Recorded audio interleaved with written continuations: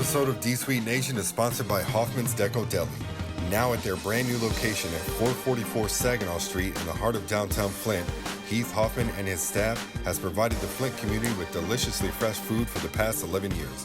Whether you're stopping in for lunch, looking for catering for your corporate event or meeting, or simply stopping in for a hot cup of coffee, Hoffman's has something on the menu for you. Hoffman's Deco Deli, guaranteed to make your day a little fresher.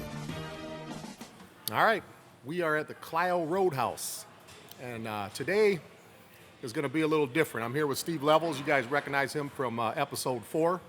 We had our all-time NFL team, and today is going to be kind of a parental advisory type episode. I will be doing. I'm just going to say whatever I want to say today. I don't have my glasses on. You guys probably don't recognize me because Dan decided to purchase a light thinking we're at the Genesee County Jail getting booked by Officer Brian Illig. But anyways, this is Steve Levels, and today's topic is going to be his all-time Ohio State football team, and mine is going to be all-time Michigan football team. And Steve, everybody already knows who you are. No introduction needed. They can clearly see what you're wearing. Talk about the current state of Ohio State of the last few. Just talk about their football program. Well, considering the topic of the show, it's been pretty darn awesome. You've got a couple of national championships in there in the last, 20 years anyway. Yeah. And they've just churned out, nothing but talent at almost every position. Not necessarily talking about going, to the next level at the NFL level, but just how consistent they've been with replacing one great player after the next. And that's what you got to do when you're trying to compete with the SEC. And they were definitely able to do that. Before I get into my next question, I forgot to add, I think a lot of people know what this is, okay, the Crown Royal bag, the no cussing New Year's resolution. But since this episode and topic was my colleague Dan's idea, okay, I didn't know we were going to be talking about this because since I know I'm not supposed to be cursing. Clean them up, Dan. I would have never chosen a topic like this. So since Dan is the one that put me in this predicament where I'm going to be all fired up today, the no cursing thing starts next week. So that doesn't apply. Gosh, no, it don't apply today, man, because this was his idea. I think this that's was a his idea. cop-out. No, it ain't a cop-out, man. You put me in this predicament, you know how I'm going to get today. It is what it is. I'll start it next week. That's a lack of control from a typical Michigan fan. We got the Turner brothers next week at the Cultural Center. Obviously, I'm going to clean it up. I might be suited down for that one. I don't know. You should. Eric might come with, he's always sharp. I know he is. Yeah. I know. That's why I got to shine up the Stacy's. I got to shine up my Stacey Adams. Okay, I guess I'll talk about the current state of Michigan, huh? Sad. We already talked about this earlier, so you already know where I'm going with it. Go ahead. Where do I start? It's not just Jim Harbaugh. This has been going on for a long time.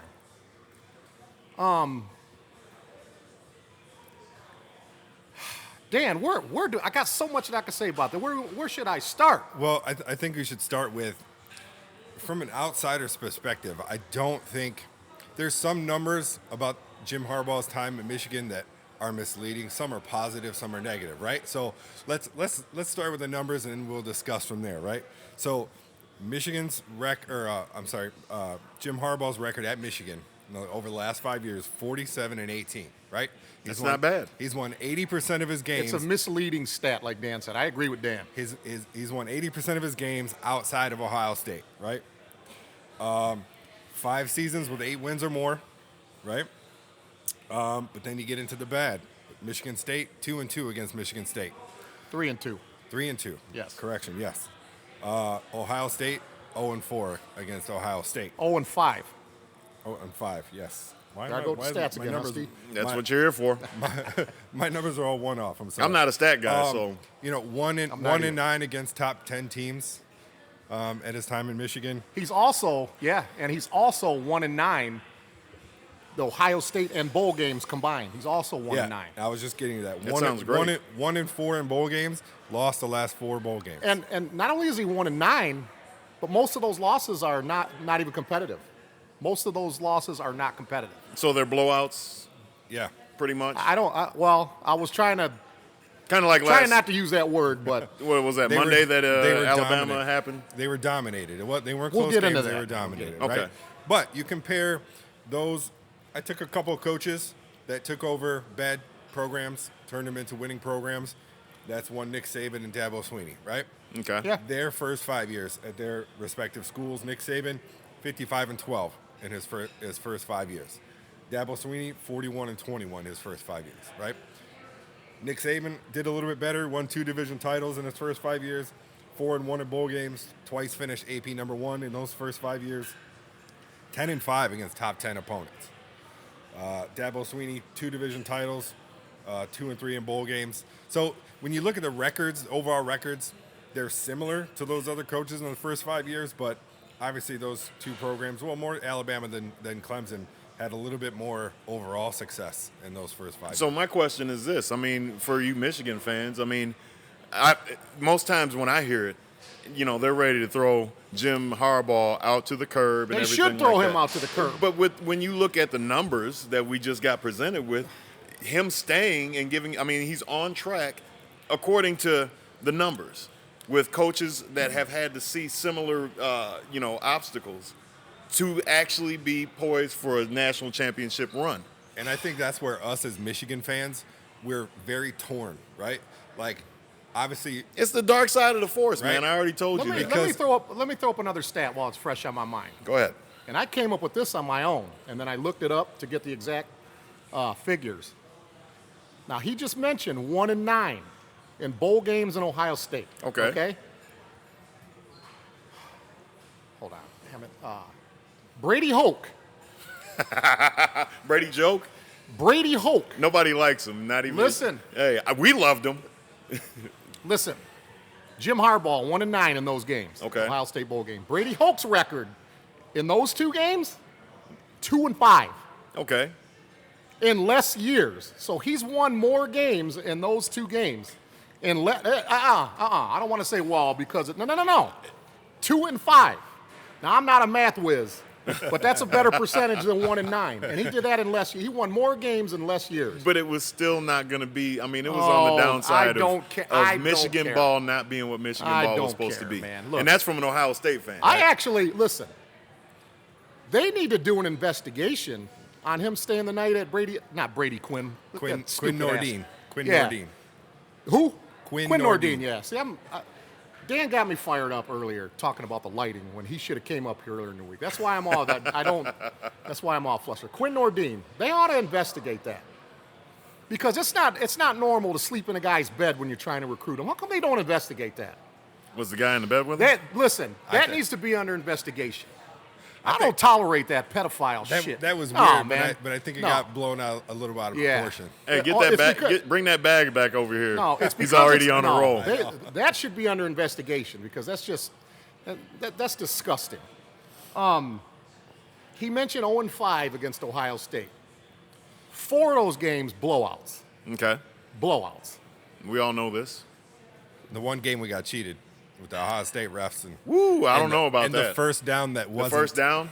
You know what? There's some video of me looking at that game at home because I'm not gonna go a bunch of places because you guys, you Michigan fans are kind of rude to, the colors here, and so I was watching the game and my wife snuck up on me and started getting video and everything, and you know what?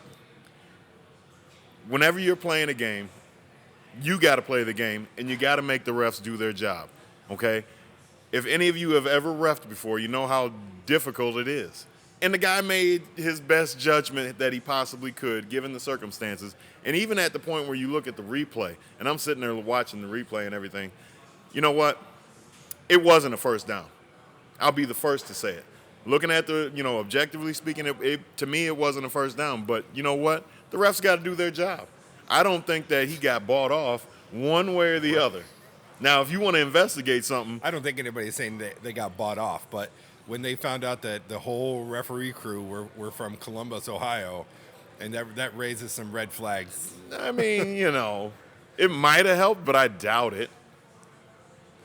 Okay, I was just talking to a guy earlier in there.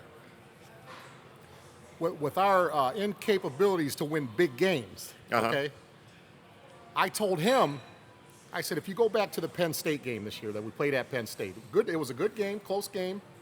Unfortunately, man, I'm so flustered. I can't even get these names straight right now.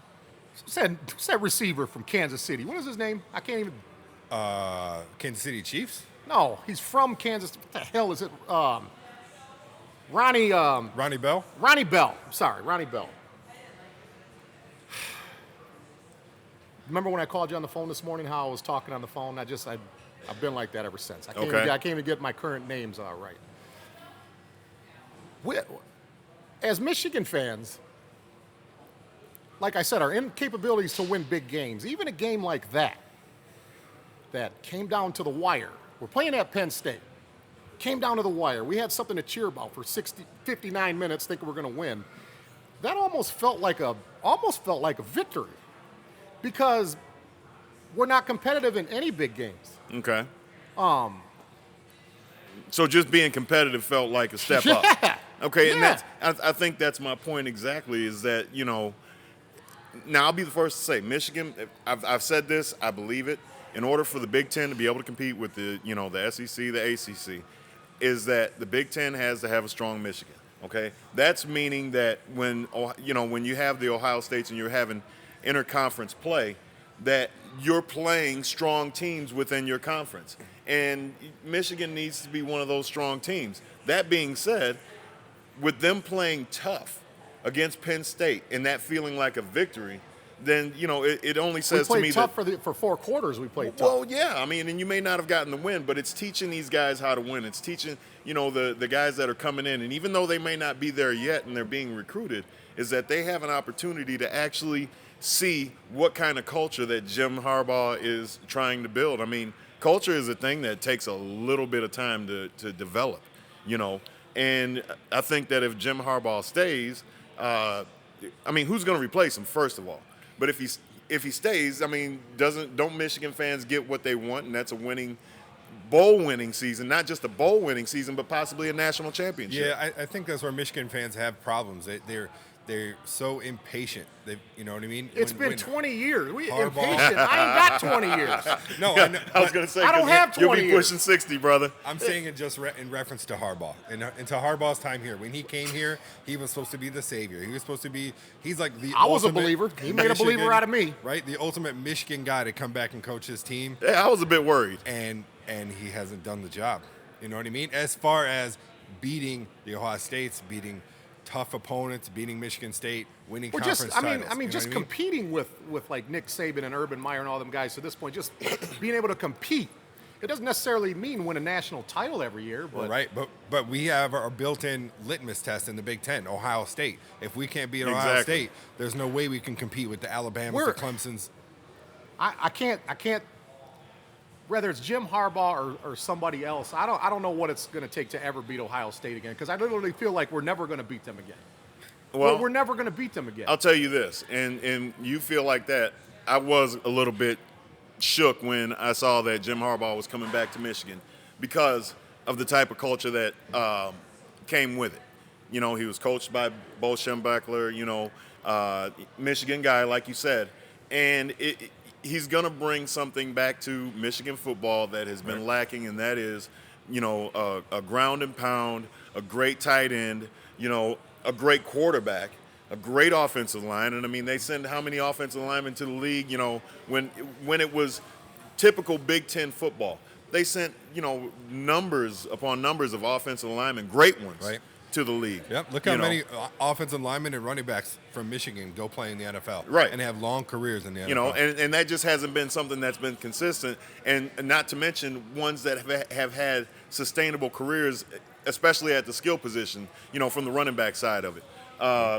Careers that people would say, oh, wow, he's, been there for 10 years or 15 years or just been in the league. Teams in the NFL used to build their offenses around Michigan running backs. And I know the game has changed a little bit, but it still stays the same in November, December, and January. And that is you have to be able to run the ball. And Michigan was notorious for that. And when Jim Harbaugh came back, I felt like there was going to be a situation where, you know what, Ohio State, you know what, I hope we have our defense is going to be what it always has been, and that's strong against the run, great defensive back play, and being able to stand up to what Jim Harbaugh was going to bring. He hasn't had the time. People think that he's had the time, but I don't think, based on the numbers, that he's had the time that, that he's going to need to compete with us. Yeah, and if we could be what's a guy got to do to get fired around here? It doesn't look good right now, but yes, I agree that if we could have a little bit more patience with him, then it could turn around. But it's really hard to say that. As Ray just laughed, it's really hard to say that and really believe it. As long as you're beating little brother, you guys should be able to hang your hat on that and be okay. I don't give a shit about that game. Get that bag out again. I don't care about that game. If they were good, I don't care about that game. Right, you shouldn't. But that's what everybody, hey, it's one of the things that you guys can hang your hat on. Hey, it's little brother week. We're going to get to beat up on. Well, who can't beat up on little brother? It's like beating a rotten tomato. Now here's something us as Michigan fans have. This is what we got to look forward to next year. Next year, because you know how people second guess all the time. There's going to be the quarterback battle, Milton and McCaffrey. Okay, whoever the starter is, the first time that he fucks up. Oh, I knew that Milton should have been in there, and then vice versa. Right. Milton goes in there, throws 3 interceptions. Oh, I told you it should have been McCaffrey. Yeah. That's what all these idiots are going to say. And that's if he doesn't pull a Shea Patterson again and bring in some other transfer to come play, like he did with Patterson. And there very well could be. I mean, today is the day of, college quarterbacks that are good enough to start, good enough to win championships, just playing behind an all-star. I mean, Justin Fields was the best thing that ever happened to Ohio State, but the best thing that happened to Justin Fields was Lawrence there at Clemson. Thank God he had to play behind. Or wait a minute, I'm sorry. That's another reference. It was he was at Georgia, and he was behind Jake Fromm. And so Jake Fromm is he's a great quarterback. He's an up and coming star. Look at all the shenanigans Harbaugh did when he first got here that were like pissing people off. Nick Saban in particular pissing him off. Which would be what? Okay. He obviously slept in Quinn Nordin's bedroom. The We Are Michigan we already know video. that. Slept in his bedroom. That's one thing.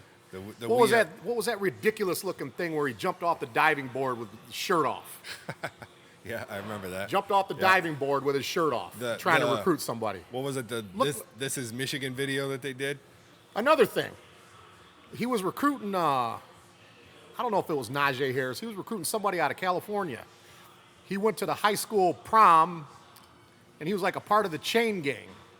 That's just all ego, doing shit like that. That's just all ego.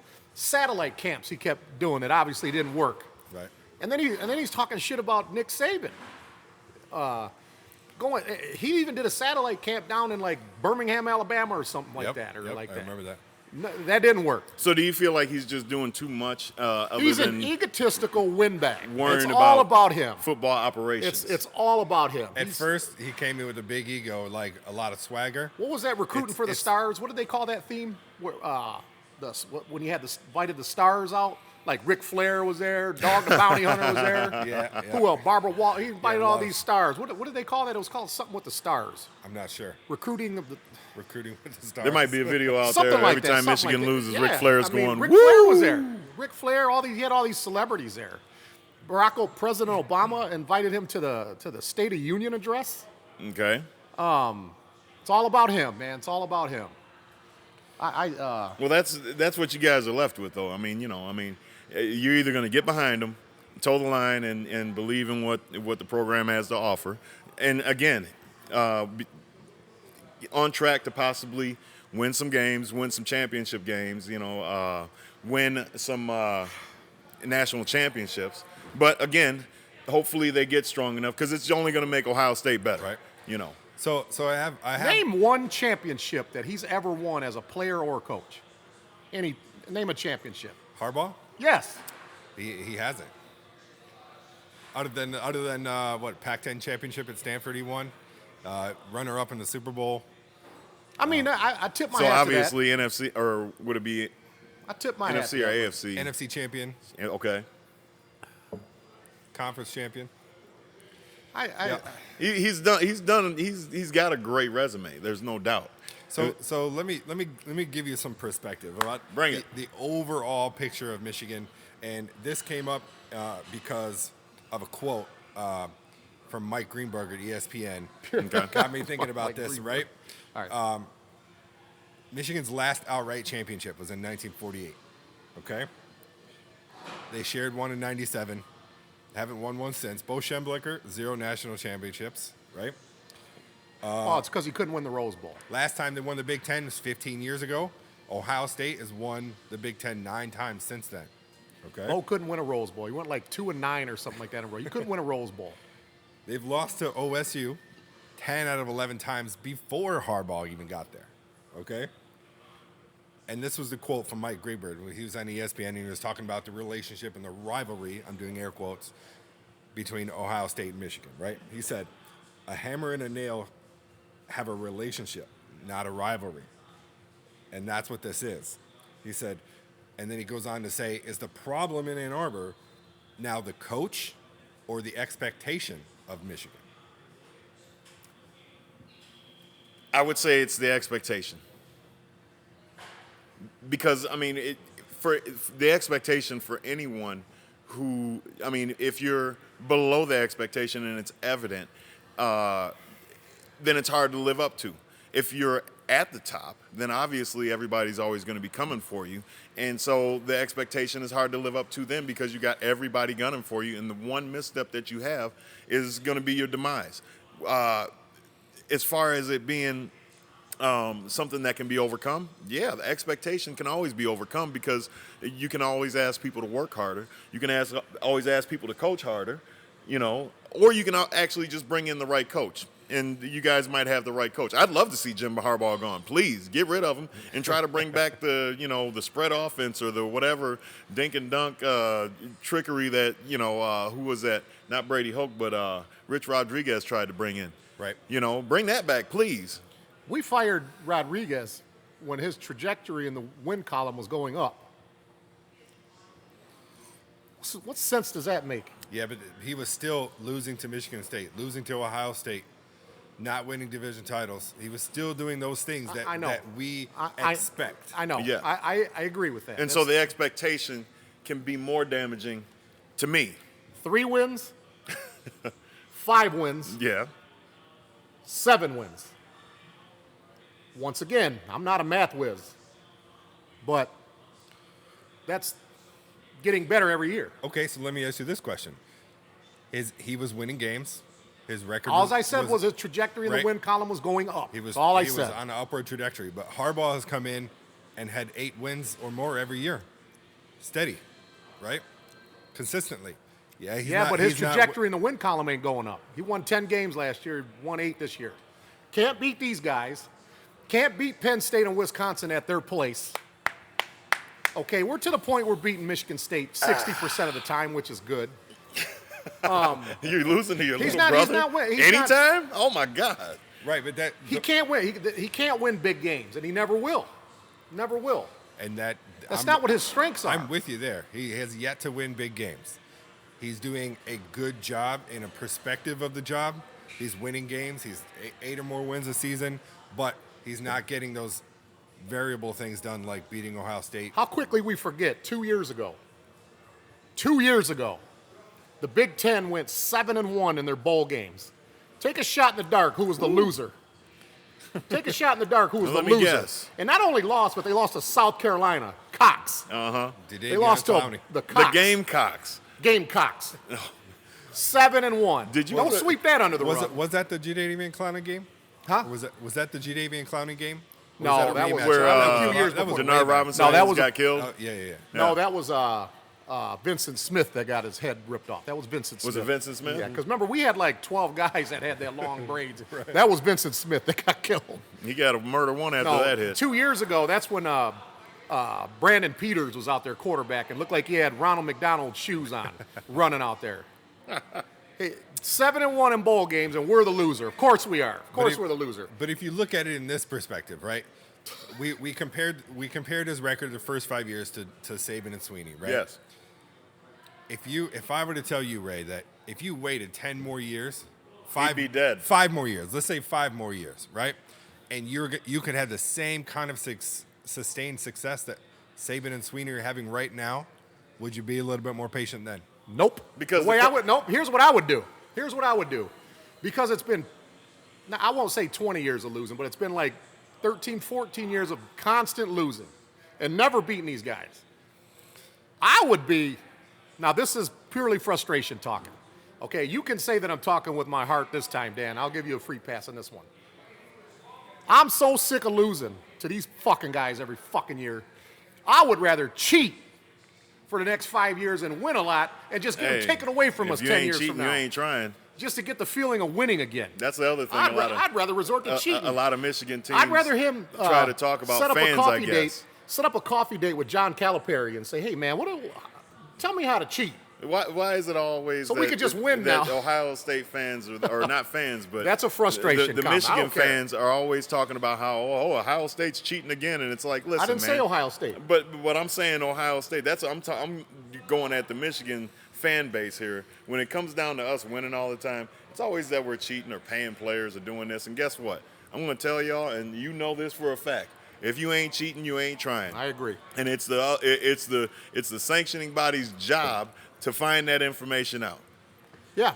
Now you don't want to be unethical just outright, but you know what? You gotta push the envelope. You gotta dance on a razor blade and figure out what you can do. While that may be true, while there may be schools like Alabama, SEC schools, maybe even Ohio State, we don't know, that pay players, and Michigan might not. Michigan takes the high road and they don't. I don't want to use that card. That doesn't matter. And that doesn't matter. Well, you know what I mean? You got good players. You have a good coach. Win with them. You are supposed to win. We have good players. We have. You don't like Harbaugh, do you? It's nothing personal. I don't like that Nordine staying night as house style. I don't like that, but it's nothing personal. I'm just, I just don't like losing big games for 20 years. That's all. That's all that is. That's all I'm saying. Okay, can we be done with that and go on? Come on, bring it. All right. Steve and I have our all-time Ohio State and Michigan team. You want to do like we did last time and take turns? Yeah, sure. Start with the position and just work. take turns? Okay. Now, were we doing all the positions? Quarterback, running back, wide receiver, O-line. Well, I mean, I did O-line. I don't know if you did. I got a couple on O-line. O-line, D-line, linebackers, run through through the whole gambit, and right? quarterback. Yeah, Okay. we got like 2 or 3 players from each position. Right. Now, I hope you didn't leave out defensive backs because that's where the real stars are, right? Corner. Okay. Like safeties and corners, we just consider them corners. Kind of lumped them in there. Yeah, lumped them in there. defensive Now, backs. Together. Steve, because I love you, okay? Because I love you, Okay. Show me some love. and you're one of my mentors. I don't have Charles Woodson on my team because I wanted to make the game a little more Why competitive. not? It's going to be competitive regardless. Yes, it would. It would Because not be I fair with know- him on the team. You Why listen. would you do I don't that? want somebody that can cover 2/3 of the field. I don't think it would be fair. to Yeah, have he him covered on there. 2/3 of the field, but I don't No. have the guy that he had to, had a little You bit. can have that He didn't have a bushy- lot of trouble You with can have David that bushy Boston. eyebrow Chris Carter all you Hey, want. I Ray. don't care. I'm not even talking Ray. about Chris Carter. We need this victory, man. We can't get one on the field. At least let's get one on paper. Yeah, take Charlie.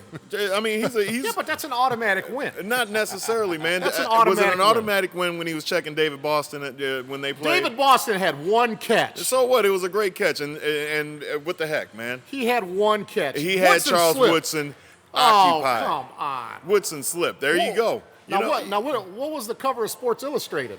They had Marcus Ray pushing him up to the ceiling saying, take that. Okay, and that's okay. You know what I mean? But I'm David just Boston saying. had 1 catch there. That's the only And if catch he David had. Boston had 1 catch, then you better be worried about Chris Carter.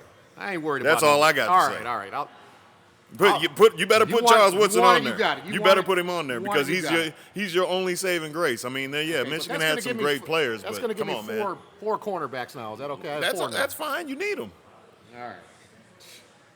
I'm trying to be a nice guy, man, but you want to be hard-headed.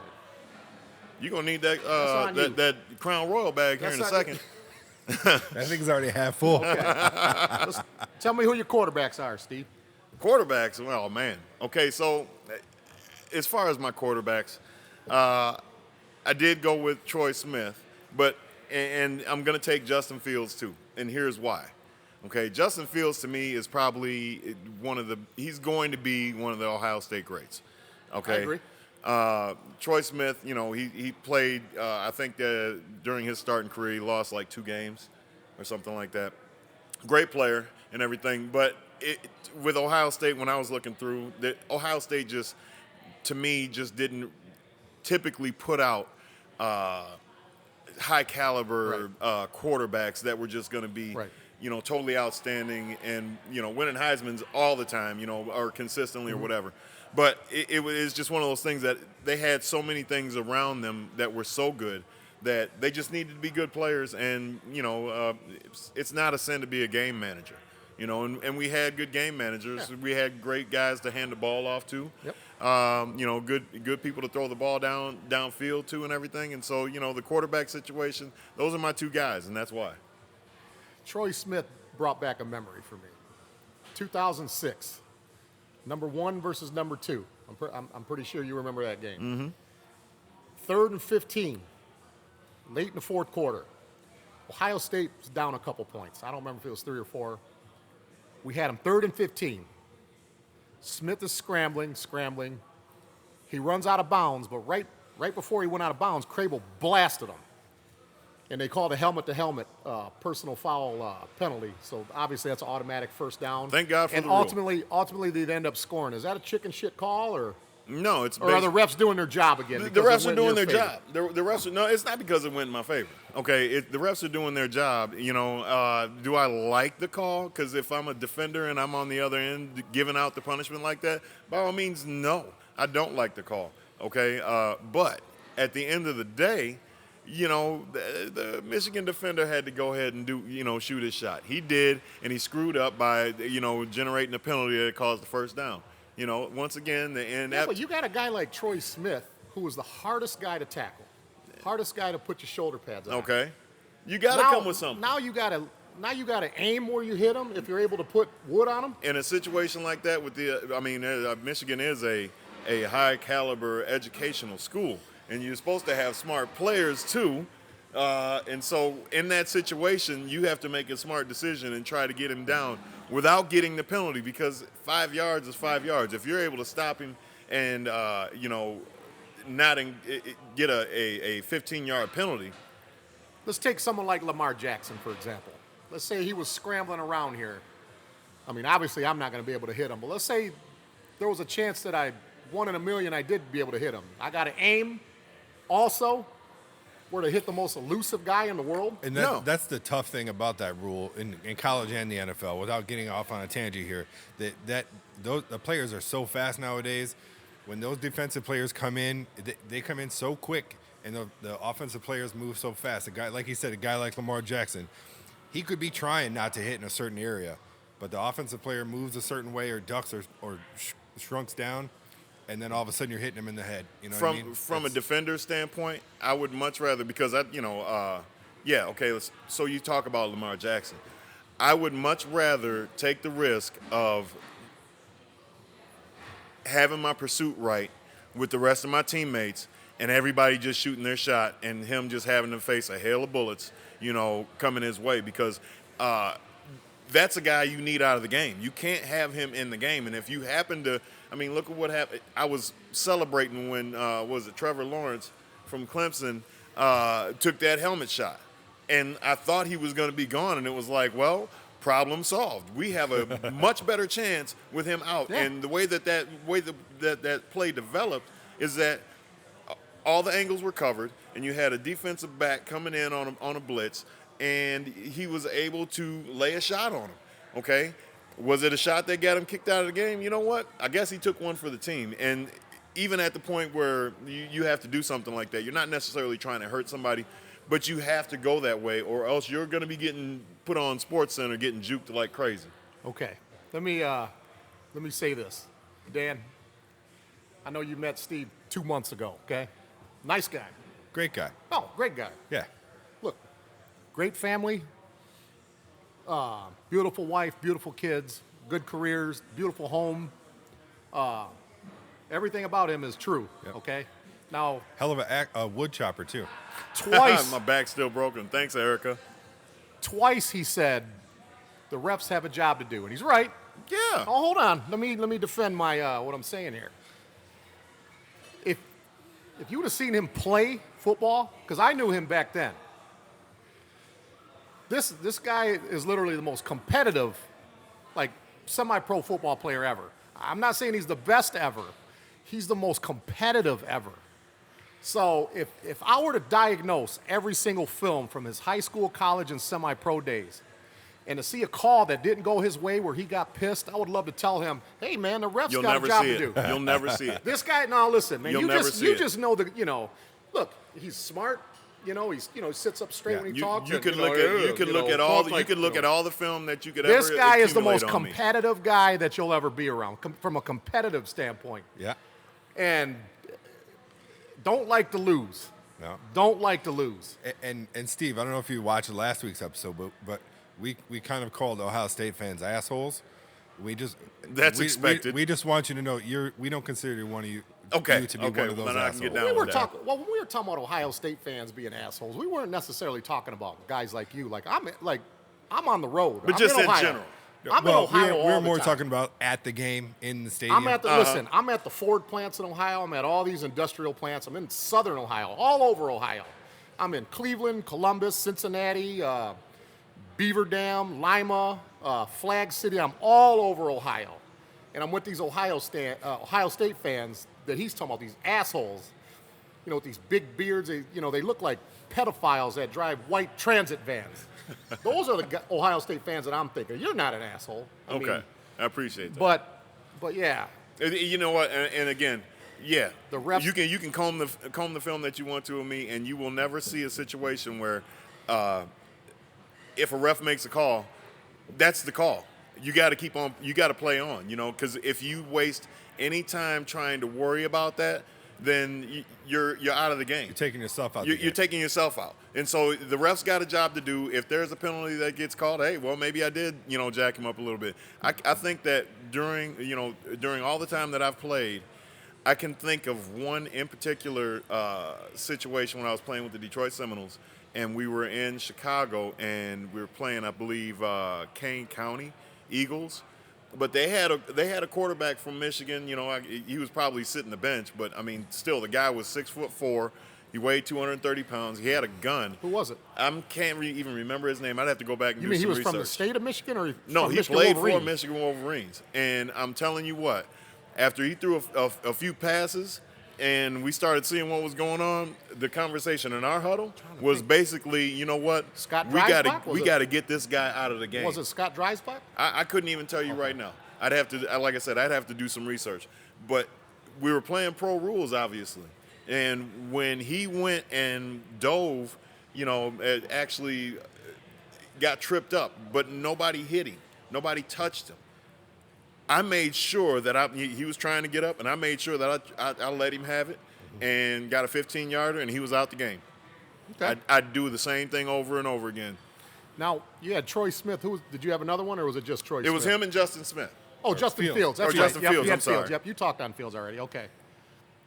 Steve, I'm having trouble recalling who was the quarterback when Maurice Clarett played when they played in the national championship. Craig Krenzel. Craig Krenzel, right? Yeah, Craig Krenzel. When they played against Miami, right? Again, They won the national title with Craig Krenzel. Listen, right? Because I mean, who knows him? I don't. The only reason I remember him, this is the only reason, is because that year, that was the only player on Ohio State's roster that was from Michigan. He's from Utica. Yep. And I remember his first name was Craig, but I couldn't remember his last. Sounded like Chris proves Kringle but that proves it. Matt bring it- Dingle. Yeah, it sounds like Matt Dingle. But no, that proves, Steve's point, though. You just got to have a good game manager. Just go out there and get the job done because Yeah. we got all the tools. Yeah. But Craig Krenzel. Yeah, that's. Why'd you ask him that, not me? You think I didn't know who that was? he knows. I don't. Well, just because he's an What Ohio are you State asking guy. Steve for? I know my shit too now. Okay. He knows actually better than I do. I watch the games, man. I watch the games. Okay, I have Jim Harbaugh as one of my two. Okay? You should. I don't know if kids, like a lot of kids probably don't remember him in college. That's like I'm a couple years younger than you are. That's like some of my earlier memories of being a Michigan fan. Jim Harbaugh, Jamie Morris, Bob Pearman, Gerald White. Paul Jokic. Was That's his- like my earliest memories. Was his nickname Captain Comeback? With the Colts it was, yeah. Yeah. He played with Indianapolis, yeah. I had Jim Harbaugh, but Jim Harbaugh, he beat the Buckeyes, guaranteed a victory against the Buckeyes. What happened was, I don't remember who they were playing, but it was a week before the Ohio State game. And there was a sideline report after the game, congratulating Jim on the victory, and said, what do you think your chances are of going to Columbus and getting a victory? And Jim Harbaugh said, what do you mean? He said, I think we're going to win. And he was like, oh. He said, are you guaranteeing a victory? He said, yeah, we're going to win. Schembechler heard about that, him guaranteeing a victory. He said, all right, the legend has it, okay? They say Schembechler told him, all right, Jim, you put us in this mess. You're going to get us out of it. You are going to call the entire offense for that entire game.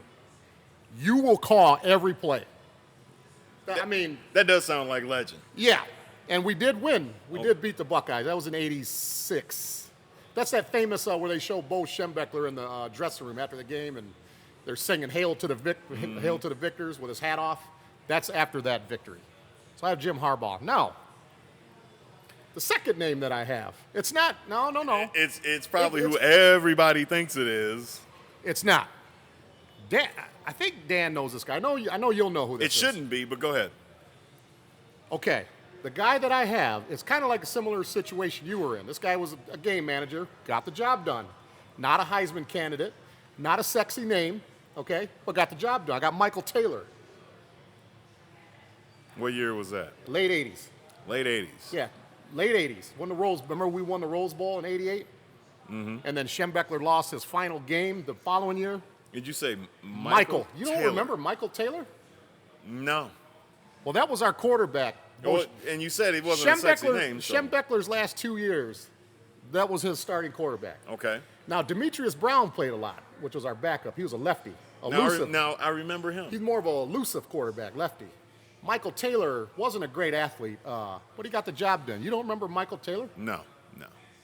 Okay, well, I got Michael Taylor. You guys go ahead and look him up. Michael Taylor won the Rose Bowl in '88, and we lost in the last seconds in Schembechler's last game the following year in the Rose Bowl to USC. Ricky Irvins scored the winning touchdown for the Trojans with under a minute to go. You know, the cool thing about this right now is that when you're bringing that up, it just makes me think, you know what, thank God for YouTube and, just social media and technology and everything, because I want to go back and watch that now because, those were some good games. Yeah. And if that guy was able to, Michael Taylor, if he was able to, manufacture something such as a good season for Michigan and Michigan fans, then, I want to see that. We won at the Horseshoe that year. That was the year he threw that bomb to John Colasar. The last time you guys have ever been happy. Yeah, I remember him. He threw a long bomb to Colasar. We won at the Horseshoe. That was John Cooper. I think that was like his first year at Ohio State. And we won the Rose Bowl that year. Bo only won 2 Rose Bowls. That was one of them. So I got Michael Taylor. So that surprises me, Ray. That pick surprises me. I know. Why not a guy like Chad Henne? Chad Henne's the all-time leader in passing yards in Michigan, passing touchdowns. Because Michael Taylor was a winner. That's why. Might not be a sexy name. Hey, you said you wanted him to win something here, so the guy was a winner. All right, that covers our quarterbacks. Well, even with that pick, I think you're making it hard for me to pick. So, I want to try to position by position give a win or loss, thumbs up, thumbs down. Who won that positional grouping, right? If Michael Taylor pick makes it hard to pick. Yeah, but Michigan QBs over the 2 Ohio listen, State QBs. if you've never heard of the guy, then you shouldn't be allowed to pick, because you don't even know who Bill Frieder is. Oh. Never heard of Bill Frieder. Why do you got to go there, man? I went there. No, I'm not just talking about him. I got a picture with Bill Frieder when I used to go to the basketball camp. I want to have him on my show someday, hopefully. I would love to have Bill Frieder. Is he still alive? Well, he's still alive. Okay. Only because of Jim Harbaugh, I still got to give the advantage to the Michigan quarterbacks. Okay. And I probably would, because Justin Fields hasn't done all that he could yet. And Troy Smith. This is not – my team is not like I mean, I do have some superstars on here, legit superstars, Hall of Famers or whatever you want to say. But it's not the greatest of all time. It's your favorite. There's going to be picks on here that might not be attractive, sexy names, And like I said, if a person's never heard of the guy, then you shouldn't form your opinion on him, right? There's always research. Yeah, you have to research it. Yeah. But I'm looking at the numbers right here, and I don't even I'm see not that guy's going by name. numbers. But you have to go by numbers sometimes. That dude's not even in the top 10 in Michigan quarterbacks. So is he I'm not going going with by. it? Is I'm he not going going with by his heart? numbers. Oh yeah, he's not going by numbers. I'm glad you said it and I didn't. He's going with his heart. I'm going with my heart. Oh my God! If I got Michael Taylor, if that's not being honest about something, then I don't know what But is. he's not even in the top 10, right? So we got to go by legendary No, status. you is don't. what But we're I'm going just by. saying, you're going with your heart. Okay. Quarterbacks are judged by wins and losses, something that you don't like, but they are, right? Wins and losses. Well, You got a yeah, good win of course loss. they are. We're If beating the Buckeyes, and we they won a are. Rose Bowl. But if you're Okay. talking about, that was my point in that conversation. You know who he You beat in can't the Rose just Bowl? go Dude, by. they Rodney Peete, Junior Seau, Ricky Irvins. He beat good guys in the Rose Bowl. I got And Michael he did. Taylor. I don't You care know what what? you And guys so think. you know what? That Care what you got. I got Michael Taylor. though that's a heart-driven pick, that's a good pick because the guys you just named, I mean, obviously are legends. You Yeah. know? So I mean, Thank going you. with your heart isn't a bad thing all the time, right? And if you can say one thing about Michigan quarterbacks, Michigan has put a lot of quarterbacks in the NFL. Oh yeah. A lot of them. If Penn State is with the linebacker exception you- of Tom Brady, had generally been career backups and haven't had a lot of great success in the NFL, but they've still put quarterbacks in the NFL. Oh, no doubt.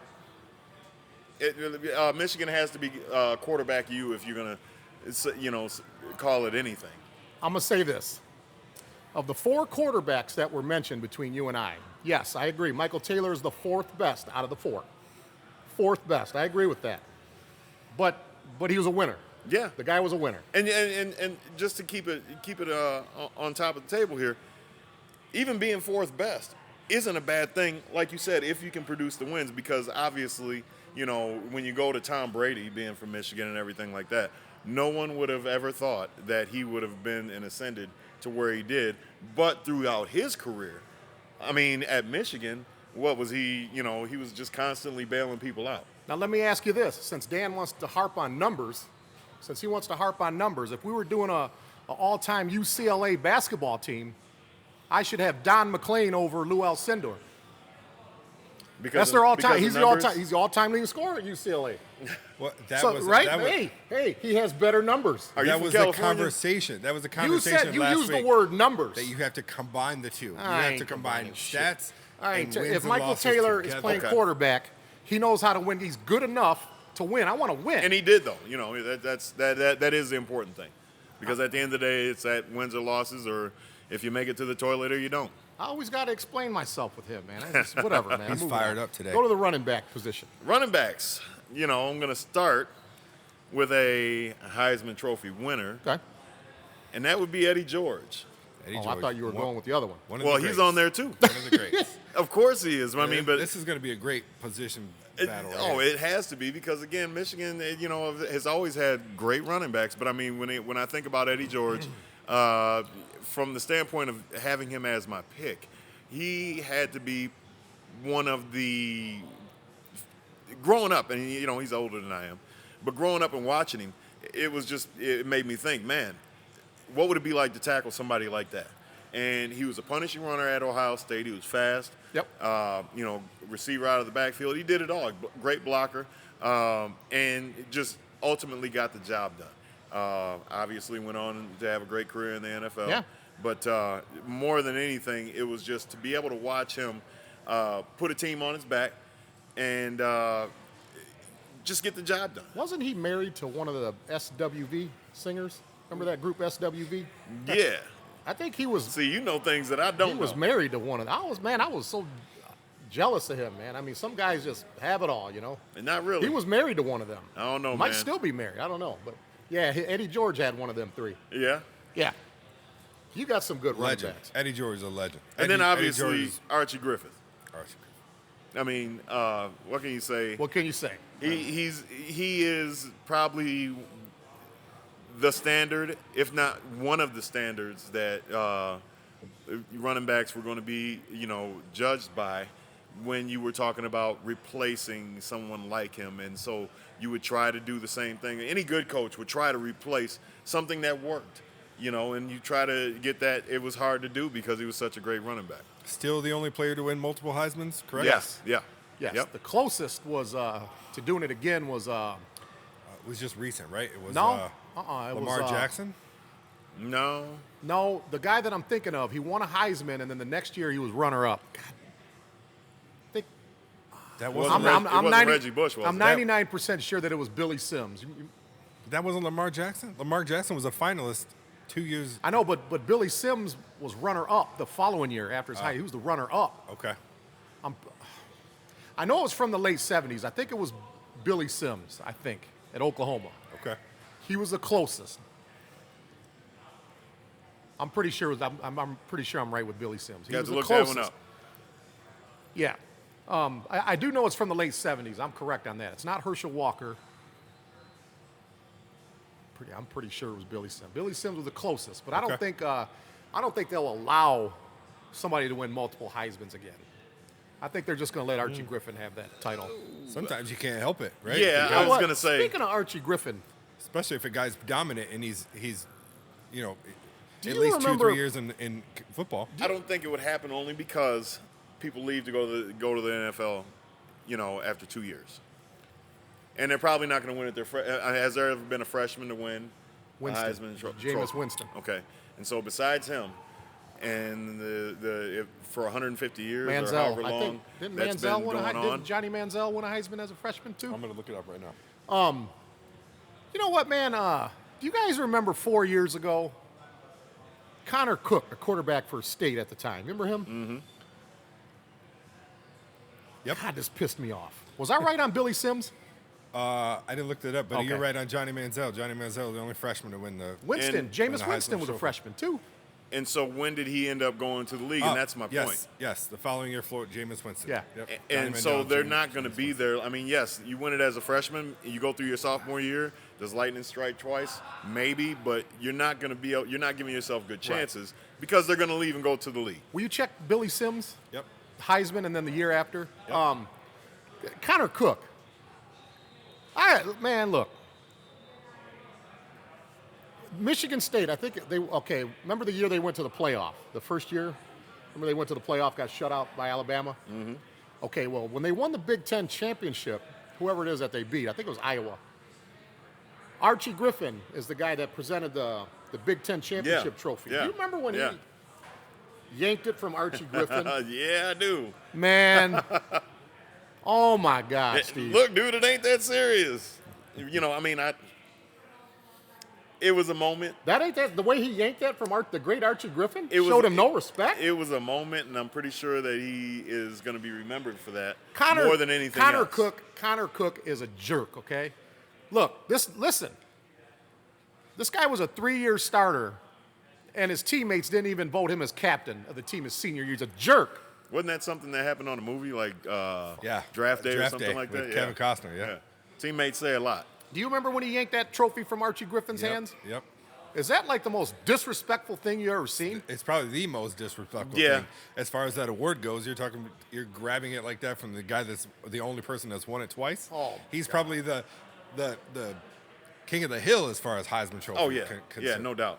Yes. Okay, Ray, now look. you were correct about Billy Sims. Billy 1978, he Sims, won okay. it. 1979, he finished second in the Yeah. Heisman. So that was the closest to somebody came. Okay. I said there was going to be a parental advisory because I don't want none of my younger viewers watching the show. Well, too late for that.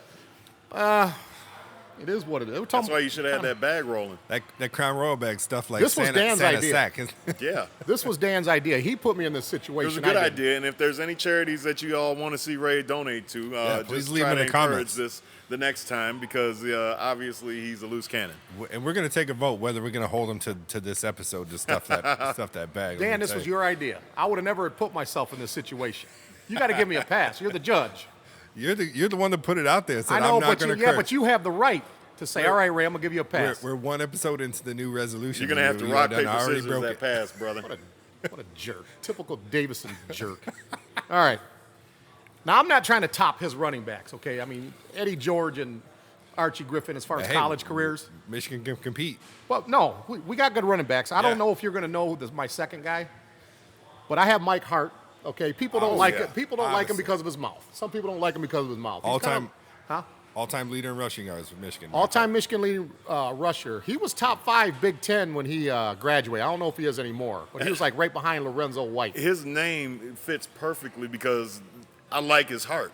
For a guy to be that small, during the time when they were, when Michigan was somewhat still kind of playing Big Ten ball, he was just a rhinoceros, man. Yeah. I mean, to me, someone like that would be tough to tackle because of that low center of gravity. Yeah. Yeah. You know, he had big thighs and He he had always that- moved like pistons, you know. Yep. And, Yeah. He had that Barry Sanders, Saquon Yeah. Barkley type body. Yeah. Yeah. Low to the ground, big lower body. big offensive lineman, so you can't see where he is. Good offensive and then when lineman. you do finally see him, it's like trying to catch a wrecking Remember ball. his freshman year, he had 3 games where he rushed over 200 yards as a Yep. true freshman. Yep. Yeah. Didn't he coin the little brother phrase? Yes. Okay. Before you move on, can either one of you guess who's second all-time in Michigan rushing yards? Second, Second. Anthony Thomas, No. Jamie Morris, No. And I'm not going to say Leroy Harlan Hall. Huckleby. No.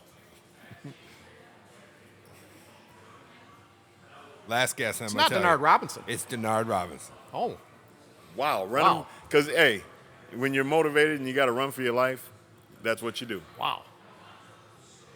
I didn't know that, Dan. Yep. You break And- records. And only trails Mike Hart by 545 yards. Wow. Mike Hart, 5,040 yards. Denard Robinson, 4,495 Now, yards. when I said Anthony Thomas first, the reason why I said him first because I know that Mike Hart broke his record. He's third on the list, by the way. Okay, yeah. A-train. But I'm just saying though, but when Mike Hart, he broke Thomas's record because Robinson didn't play till later. That's pretty good stuff. Okay, my second pick, once again, might not be the sexy pick. I got Tony Bowles. Don't know him either, huh? Yeah, I know. I've heard of him. Why is that? He played with Leroy Horde. Okay. Because And I loved Leroy Horde. I love Leroy Horde. I'm not saying that he's better than Leroy Horde. It's just somebody I would have. He was long. Right. He kind of had like he was kind of built like Eddie George. Maybe not as muscular as Eddie George, but he was tall, lanky. I like those long strides. I'm speaking with my heart on that one. I was a big fan of Tony Bowles. I was a big fan of Tony Bowles. I got him as my running back. And as far as numbers goes, he's number 10 in single-season rushing yards. Who, Tony Bowles? Tony Bowles. yep. Okay, not Hey, bad. you need a refill? Sure. I got Tony Bowles. Play with Michael Taylor and all them. Yeah. Winner. Guy was a winner. Yeah. But yeah, him and Leroy Horde together though, they were a good tandem. It was a 1-2 punch. I mean, if you thought you didn't like the jab, you definitely didn't like the power. Yeah. You know. Yeah. So you didn't want to. You had to pack your lunch for trying to stop those guys. Yeah. Running the ball. The and only everything. thing that I hold against Tony Bowles is that he went to Westland John Glenn High School. That's who we lost to in '93. Yeah. Anyway. Now, as far as the running back position, both these schools have had great a laundry absolutely. list of great running backs. For Ohio State, you have Maurice Clarett, Ezekiel Elliott, right? Michigan, Anthony Thomas, Jamie Morris, Tyrone Wheatley, Harlan Huckleby. Tim Biakabatuka. Tim Biakabatuka. Yep. Yeah, it's really I actually like our 2 freshman running backs we had this year. well. I thought they ran the ball good against Alabama. Our time of possession was good. Why we didn't run the ball in the third quarter is anyone's guess. Charbonnet looks pretty good. Haskins played pretty good too. Charbonnet looked great. They have good instincts. I like our running backs. Now, it's the last thing I'm gonna say about Harbaugh. Chris Evans, I heard is coming back for next year. Oh, okay. That's surprising. I wouldn't be shocked if Harbaugh starts him over Haskins and Charbonnet. Now, just because it gives him the opportunity to come back doesn't mean he's going to capitalize on it. He's still got to outplay Charbonnet. Right. And Right. Harbaugh don't look at it that way. He has blind loyalty towards seniors for some reason. We talked about this before. Yeah. Sometimes, he's not one of those coaches that'll play his best 11. That might Maybe. be the time. The time that he's been there might be needed for him to lose his so-called loyalty to these seniors, if it means putting wins in the column. Yep. Maybe Evans gets moved to slot receiver. He's got that body type. I know. We ask too much out of Right. Jim Harbaugh. Okay, so as far as that position goes, I've got to give the advantage to the Ohio State side running backs on that. You're giving advantages to everything we do? Yeah. And he has the ability to look everything up, so it's not like He's he's just looking going at with numbers. his heart. What number did Tony Bowles wear at Michigan? You don't even know who he is, man. Can't judge if you don't know the guy. What number did he wear? I don't know. He don't know. So he can't. That moot point. He can't speak on it because he don't know who he is. So real quick- I could rattle off 10 other names ahead of him as far as God. running So you backs got that this everybody going. knows. Thank you. That's okay. Don't worry. Oh, about no, it. That's no. okay. That's all right. Say hi. Okay, I didn't know he was giving advantages. I really don't give a damn what he thinks of my picks. You know, you get, like, on the Michigan side, you get Anthony Thomas, Jamie Morris, Tyrone Wheatley, Tony Bowles Butch was a good Wolford, running back. Chris Perry, Rob Luck, Billy Taylor, Gordon Bell. Those I are couldn't the top. stand- Those are the top guys in the top 10 as far And as I'm numbers going to go. tell you, I could not stand Tyrone Wheatley because of the problem that he presented. Again, just a big guy that was, and that's what was typical of Michigan running backs, though, is that you had a bruiser, you know what I mean? And somebody that could fly. And he could get Wheatley wasn't slow. separation, yeah. Yeah, you know what I mean? He was a track, wasn't he? What was he, a high jumper? He was I think he probably did he it a all. high jumper? Yeah. Hurdles, all that, man. The guy was a phenomenal Detroit. athlete. Yeah, from Detroit. And he was huge. Okay, that covers our running backs. Receivers, wide receivers. You got your boy on there? This is going to be good. Who, me? Yeah. I'm talking about Woodson.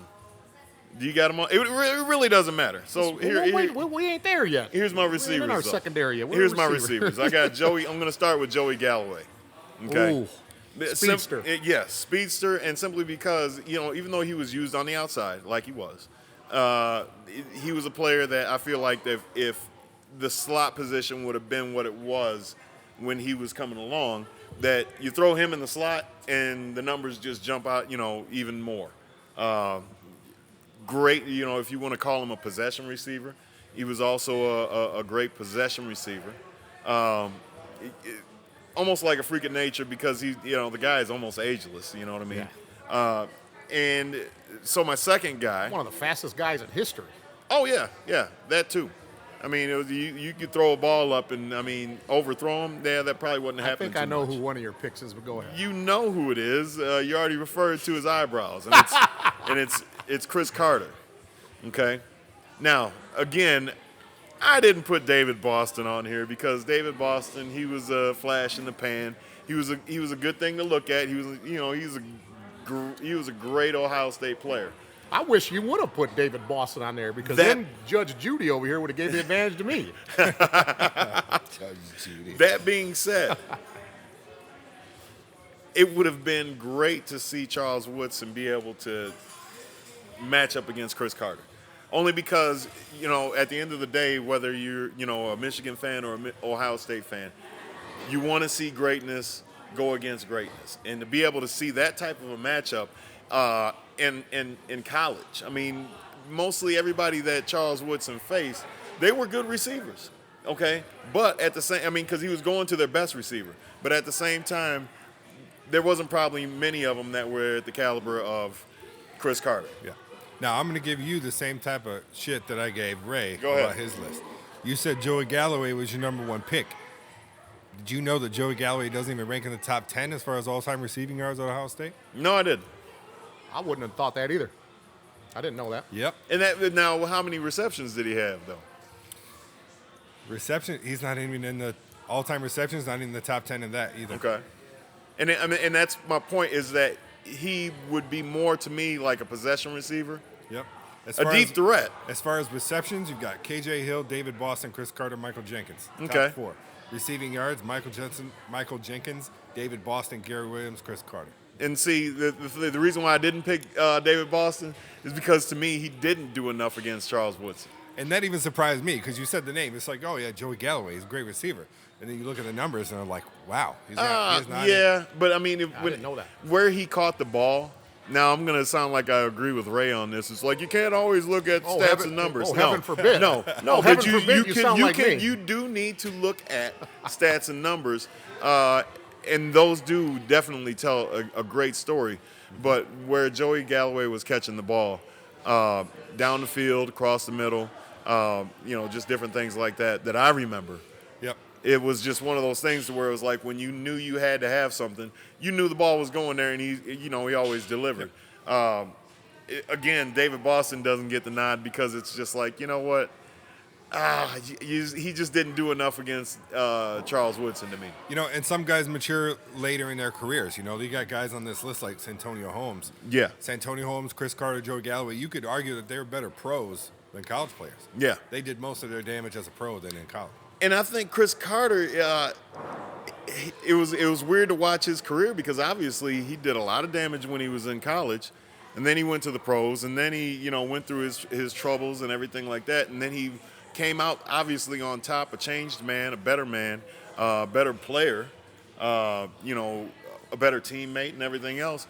And so some of that even plays a lot into it because obviously you cannot play good if you got off the field issues. You'd be surprised, Steve, how many people give me grief that I have, and I'm not going by numbers, in the NFL, I'm talking about NFL, not college. In the NFL, I have Chris Carter as one of my top 3 receivers ever that I'd want on my team because of those short hands. It's a very arguable point. Because of those short hands. I loved him with the Minnesota Vikings. There is absolutely no way. When he only catches touchdowns. I was just about to say that. And all he does is catch touchdowns. He only catches touchdowns. I mean, if you ask that guy to catch a ball and dance on a piece of, dental floss, yep, I would put money on it that he could do it. He was the ultimate guy at if you needed a catch in a prime spot of the game, Chris Carter was the guy that everybody said, if I need one receiver to catch one pass at the most crucial time of the game, hands. It's going to be Chris Carter. Well, and let's add something to that mix. It's, 3rd and long. You want, with a little time on the clock, and you want him to throw in the middle of the field. So you got guys that are checking him, that are giving him the middle of the field, and he somehow makes catches going out of bounds and, making the catch, dancing on that dental floss, and getting out of bounds. Yep. And he was probably the ultimate receiver he always said he was never afraid to go across the middle. He would go across the middle in a heartbeat and put his body on the line to make that catch. Okay, those are good receivers. I have 3 receivers on my list. You're gonna need them. So we'll let you add David Boston if you want to add David Boston. You could have David Boston. Marcus Ray punked his ass. That was Marcus Ray's bitch at college. Shout out to Andre Weathers there. It's one of his best friends, Marcus Ray. Ironically, he's from Columbus, Ohio. That's where he's a Columbus native. Great things come out of Columbus. Mario Manningham, although he didn't win nothing in college, didn't win shit, that double move, one of the best ever. That double move he would put on the secondary. How many times did he do it? No, I'm kidding. But it was a good. He was a great route runner. When I think of Mario Manningham, I always think of that game at Notre Dame, where it was that year that we were ranked number 2. It was that same year. Yeah. We were playing in South Bend. Brady Quinn was Notre Dame's quarterback. The build-up for that game was pretty good. We blew them out. I can't tell you how many times he put that double move on whoever was on him, and all you see is him running the ball, and it looks like, I don't know. I got Mario Manningham as one of my guys. He had a semi-decent career with the Giants. Yeah. Oh yeah. What a Super Bowl! He's on that Super Bowl winning team that beat the Patriots. Let me ask you this, Ray. What number did he wear? What, college? Yeah. 86. Mario Manningham? Yeah. Okay. He wore 86. I just tested him. I failed. I was trying to catch you off guard, and I failed. You can't catch he's better than Google, man. He's talking to. I think he's talking to him. Okay. Most times. All right. I have Desmond Howard on here. I got to give him some, not just because. What is that? What is the shenanigans all about? I don't know, but I mean, hold on. He's Desmond Howard is a problem. Hold on. Desmond Howard. Not about Desmond Howard. Desmond Howard, not he's going by numbers. He's looking at the all-time leaders. He thinks that, I don't know what he's thinking over there. Only 2 wide receivers have won the Heisman. Him and Tim Brown. So there's something to be said about winning a Heisman as a receiver. Yeah. But Okay. I think he won the Heisman for his dual duties as receiver and Well, yeah, kick returner. true. Right. But was right. electrifying. You're right. One but of the best. he was primarily a wide receiver. As far as the Heisman, if you want to say, I mean, Tim Brown returned kicks too. and the thing is that it's supposed to go to the best all-around player. Right, but he was primarily. But they give it to quarterbacks almost every year. Right, But right. you could argue he did most of his. But he was primarily a receiver, and a lot of people don't know only 2 receivers have won the Heisman Trophy. Him and Tim Brown. That's it. Right. I'm not trying to take it away. I'm not trying to argue, but I would say he did most of his damage as a returner other than a receiver. Fourth and inches against Notre Dame. I'm just saying most. That game I'm at just Michigan saying State most. he had in '91? He got most of the attention for that award. Because of his returning skills. I think it was more returning skills than, say, 60-40 returning skills versus receiving. Well, I mean, I'm going to tell you this: he was still a nightmare to cover as a receiver, though. You know, and absolutely. he was just one of those guys that extremely quick, extremely fast. You know, sure-handed. You know, not many Michigan fans can complain too much about how many balls he dropped in crucial situations. There's 2 things that he's known for at Michigan. Obviously, one is the Heisman pose, special teams, Right. return to kick. My sister and Angela and I were at that game. That was the same game that we put Kirk Herbstreit on a stretcher. We put him on a stretcher. Anyways, Started his broadcasting career. he's known for that, the Heisman pose. Everybody knows that. But he's also known for, and this happened on my 14th birthday, September 14th, 1991. 4th and inches against Notre Dame. Remember that famous pass where Elvis Gerbach throws him the pass in the end zone on 4th and inches and he dove for it and caught it? Yeah. I mean, yeah. And that's a great poster shot, too. Yeah, I Right. got to have Desmond Howard on my. But it surprises me why Braylon Edwards. No, don't have Braylon. I got No. Greg McMurtry. That's Anthony my other Carter? guy. I got Greg McMurtry. The game against Alabama. Now, I know the name, but nothing spectacular really God. really jumps up about Greg McMurtry. Okay, I'll tell you what. The next time I have you on the show, we'll do Hall of Fame lineups and whatever you want to do. I didn't know that we were going by numbers. And I'm not. Because when we do, listen, I'm going when we with do, my heart. okay, listen, when we do numbers, if we're going to do numbers, when we do all-time NBA team, I'm going to have Karl Malone ahead of Michael Jordan because he scored more points. His numbers are better. You guys tickle me. Like Don McClain, if that ain't a perfect example, Don McClain, UCLA, how come you don't have Don McClain over Lou Alcindor? You know, if that ain't a perfect example, I don't know what is. You guys get me with this number stuff. See, but I don't know numbers. I'm just an objective guy, and I like what I like. Yeah, but he's criticizing my picks because I'm not going by criticizing. people's numbers. It's because I'm trying to win a game here. It's because you're the encyclopedia I'm trying to win a game sports here. facts, and at the same time, you're very, very passionate. Yeah, but like that I mean, commercial. obviously, I used to watch these games carefully. I got Michael Taylor on my list. You had to have watched him to know that he was a good game manager, like you said earlier. Yeah. Game manager. Yeah. You can't Google game manager. You got to watch that stuff. I don't know. Have you tried it before? It's not meant to criticize your picks, but at least one guy out of every position that you've picked, it's not even ranked in the top 10 as far as stats of that position. So how could you leave off? If you just said Braylon Edwards and Desmond Howard, I'd have been fine with that. Braylon Edwards won what when he was at Michigan? Yeah, don't hurt yourself over there. And this is why Michigan fans don't are how hurt they are, yourself. people. They're always fighting not with like each other, you. I'm not whether or like not you, they man. want to get rid of the coach or I can't rattle off everything. There's he won one. when he Listen, was at man. Kill the Michigan. Wolverine. There's one thing that I will say about Braylon Edwards that I appreciate, and for me, it's always the little things. okay. I love the fact that from his junior year to his senior year, junior year he had them long cornrows, and I remember he said, he cut his hair. You got to fade. He said, I'm a senior, I'm a captain. He said, I want to show leadership. That's why I cut my hair. I appreciate the little things. Greg McMurtry, remember Greg McMurtry? Now I don't remember him.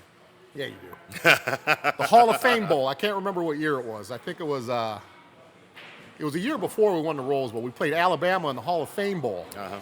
Now, Schembechler didn't coach in that game. He had a heart attack. And I think it was Moeller. Might have been Moeller that coached that game. But we threw a long touchdown pass to Greg McMurtry in the end zone to beat Alabama that year. So I got Greg McMurtry. Guy played in the NFL, man. Don't criticize him. He played in the NFL, man. Greg McMurtry, man. McMurtry was a guy wore number 1, man. They don't just. Well, Hey, they you do know who now. else wore number 1? Braylon Edwards. Yeah, he did. Who? Yep. Braylon Edwards. What number did he used to wear before he wore number 1? What number did he wear at Michigan? I almost want to say 80. Yes. Yeah. 80? I was going to say 81. Nope, Yeah. he wore 80. Yep. Couldn't stand him. Okay.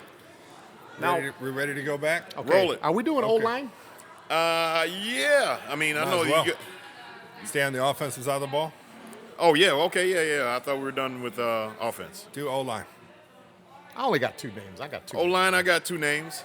One that everybody probably knows, and that would be Orlando Pace. Coined the phrase and the whole idea about the pancakes and everything like that with good reason, because he was putting people on their back. Yes, he was. Some of the it's funny, but there are a lot of offensive players, offensive linemen that like John Hanna or somebody like that, that when they talk about, oh, that wouldn't be legal nowadays, it seems like it's getting to the point to where if Orlando Pace was doing now what he was doing then in college ball, I could almost say that they'd be calling unsportsmanlike conduct on him. Yeah, they would. They for would. a lot of plays. The trenches aren't the trenches. Yeah, I agree. I agree. With But he, just being, a great outside protector. You know what I mean? He was a neutralizer.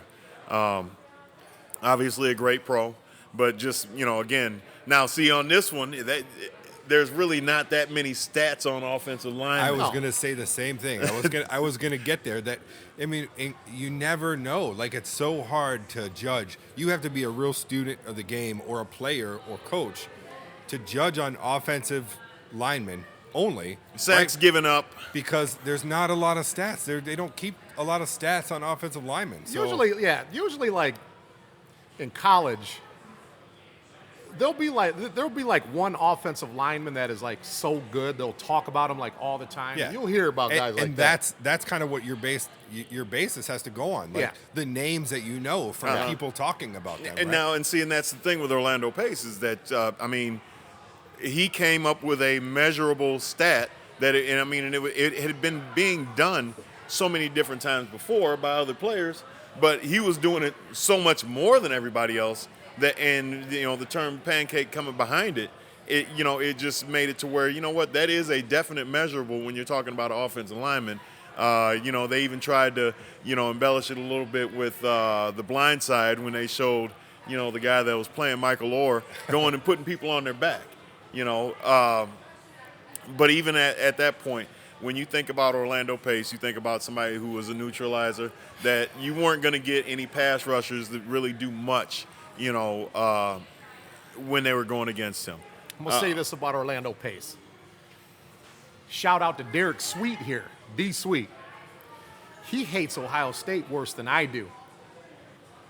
Orlando Pace is one of his favorite college football players of all time. He loved Orlando Pace. Why? I don't know. Look, because it just didn't seem like he would like an offensive lineman like that. Right. But he was so dominant, even as someone like Derek Sweet. He was mythical.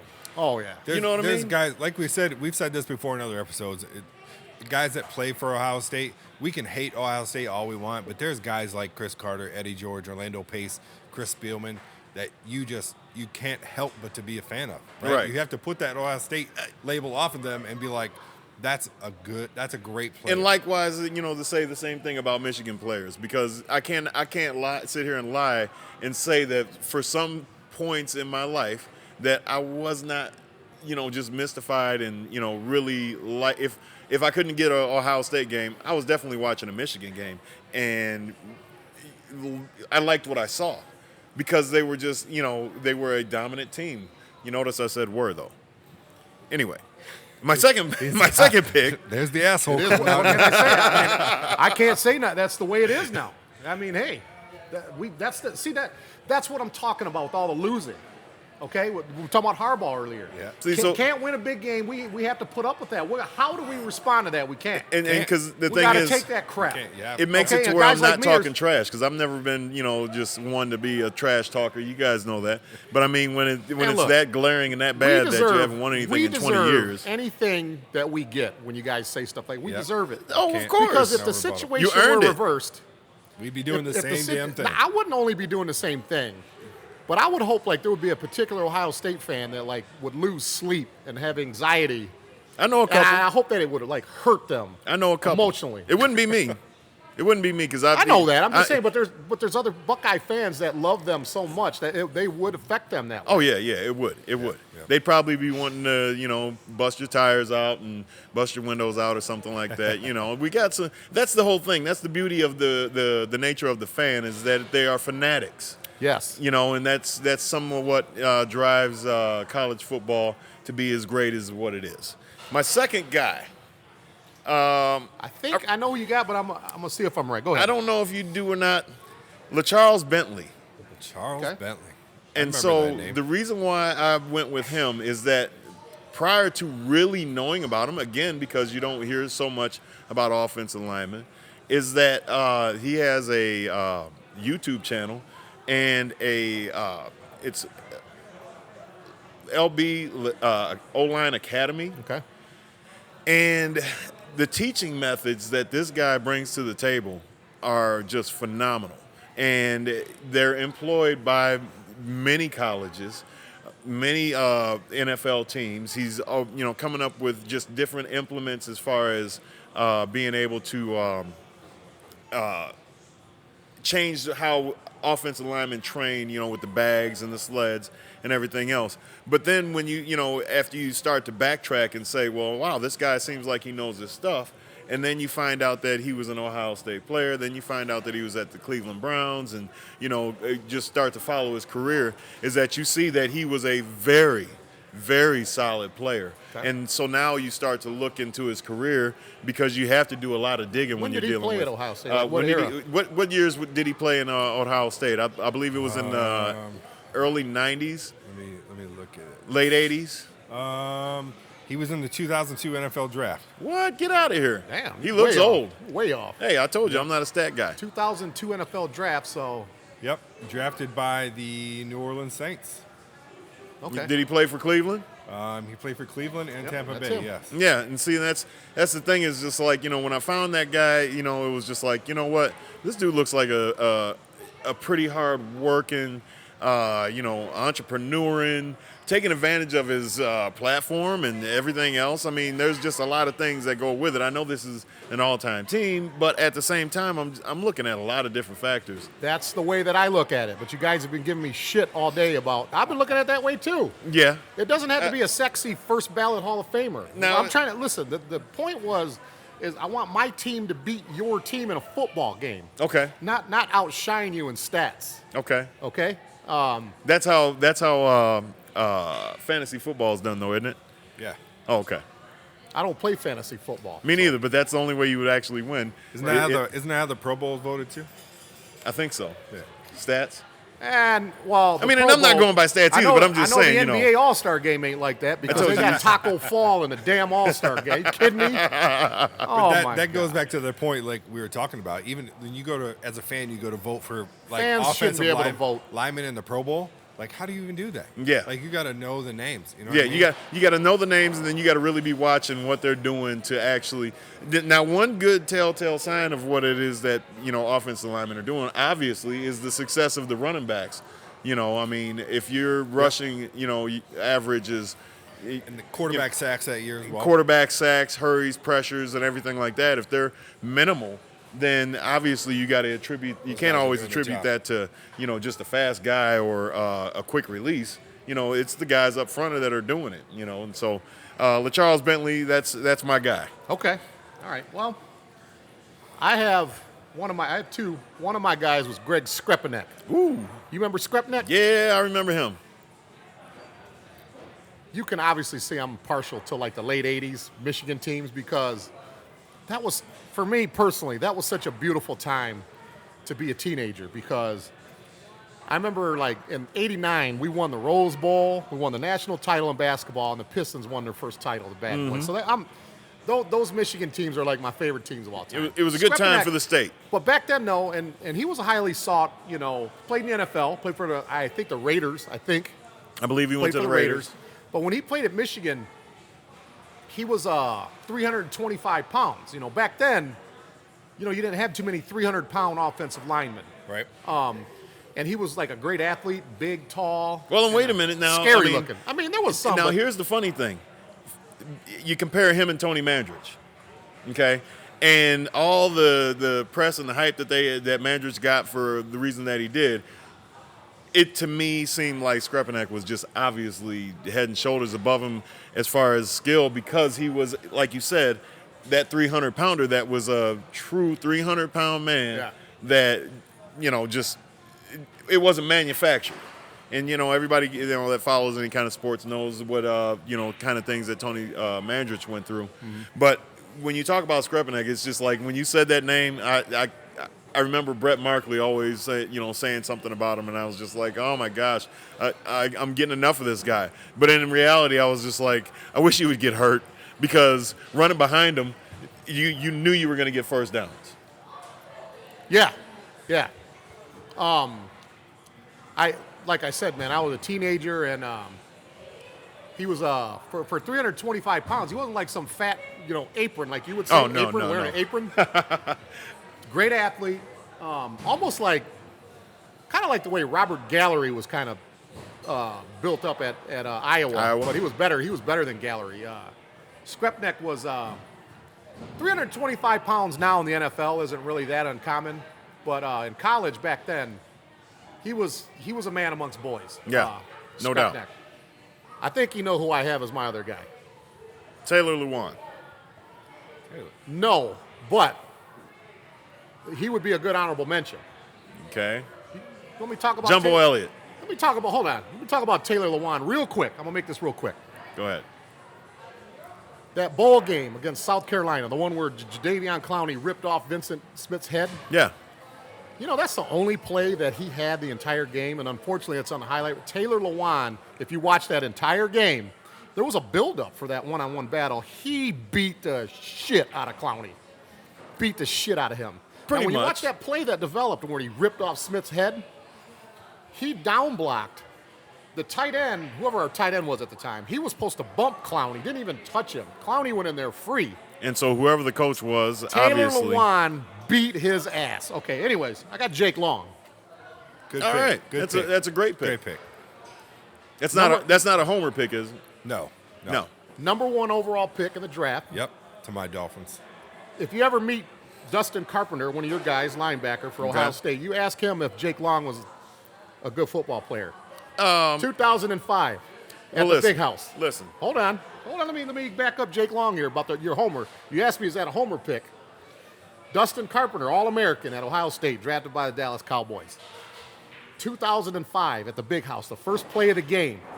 He drove into him so hard he snapped his leg, broke his leg, put him on crutches the rest of the game. Yeah. I loved it. Loved it. It's not what he did; it's who he did it to. This is an All-American. Snapped his leg, Dan.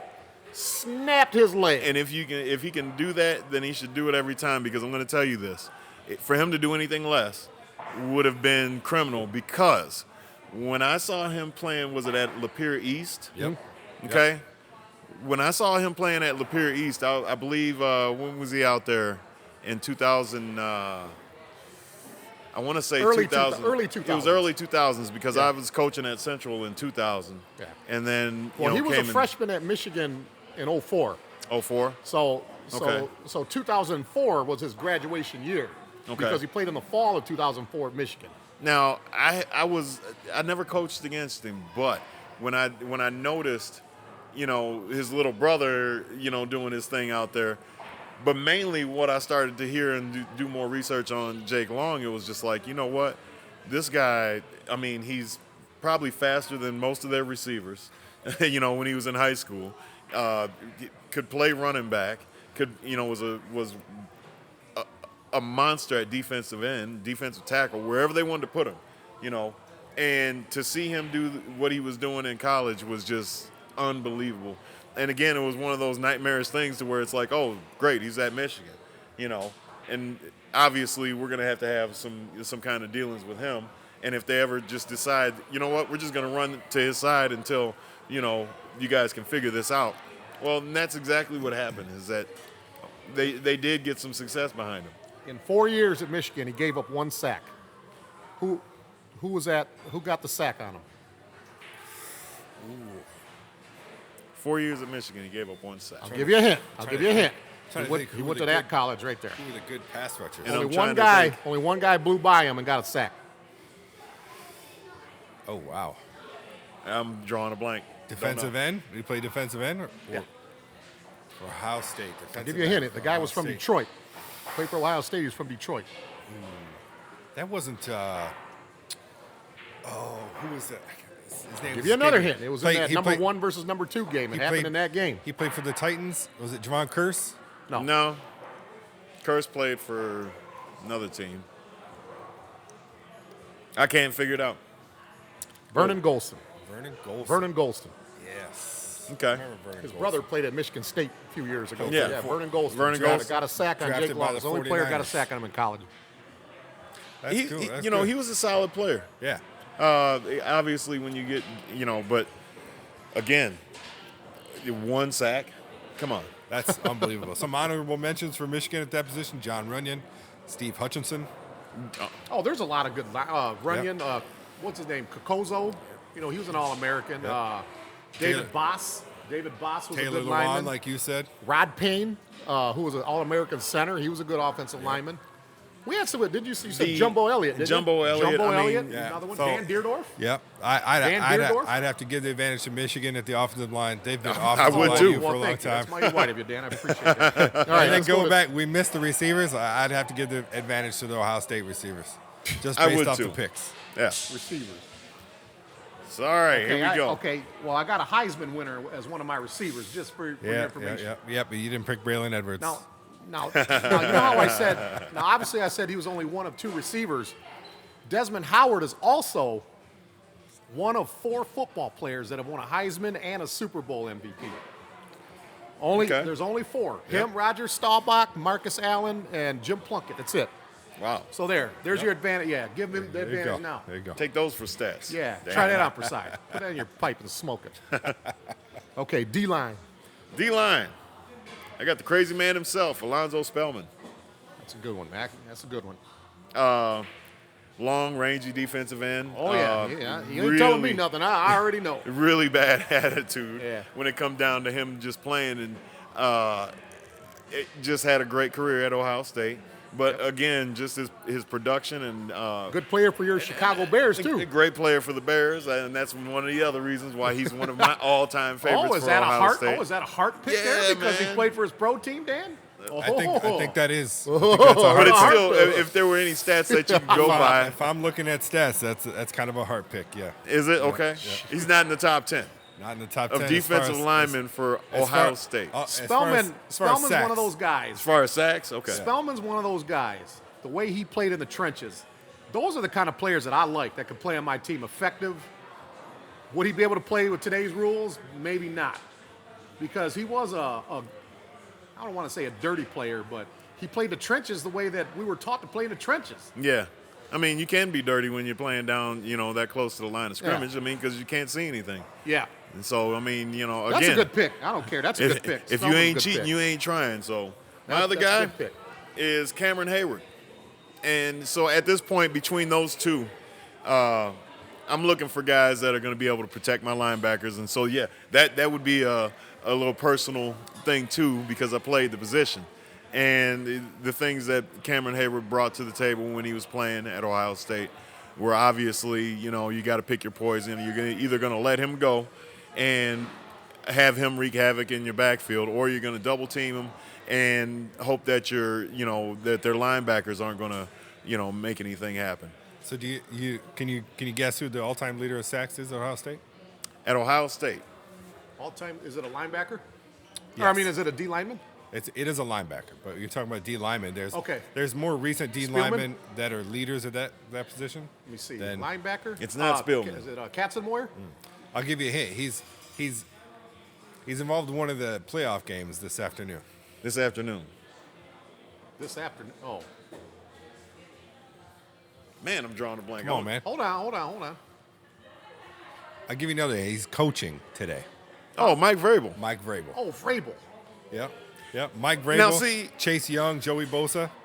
And that's what made it so difficult even with those things, because the Bosa brothers, Chase Young. And that's just That's just the sack. The stats. Yeah. Oh, Vrabel was a dog at Ohio State. I remember him at Ohio State. He was an unbelievable Number player. 94. But the Number thing 94. is that do you put him at defensive end or do you put him at linebacker? Well, no, yeah, that's just he's a linebacker, obviously. But when you're talking about sacks, you kind of think about DNs, defensive line. But I think in the realm of, if I can remember correctly, in the realm of how they actually utilized him at Ohio State, is that they did use him, kind of as a stand-up and as a hand in the ground rush in.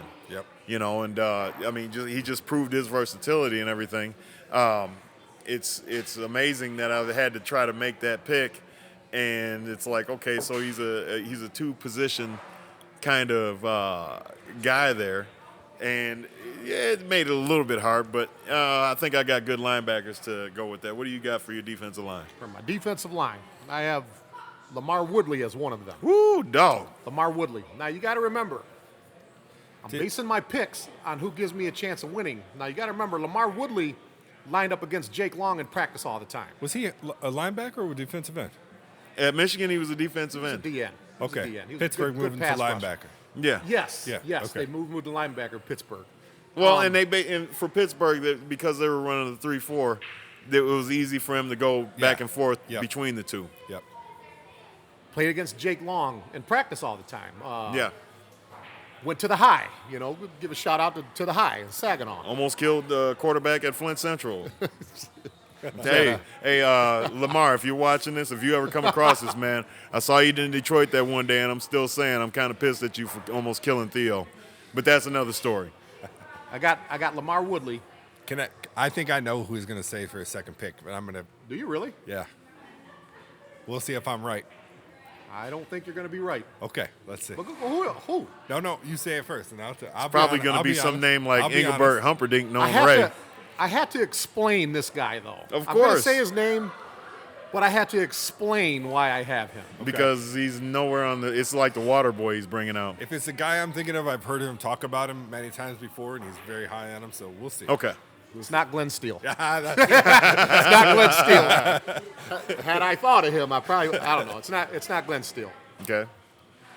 Okay, let me explain this one, okay? okay. Okay, Steve, let me explain this one. Go ahead.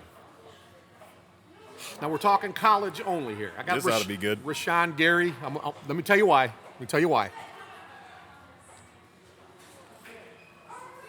I think he's going to have a good NFL career because he's going to be coached the right way. Yep.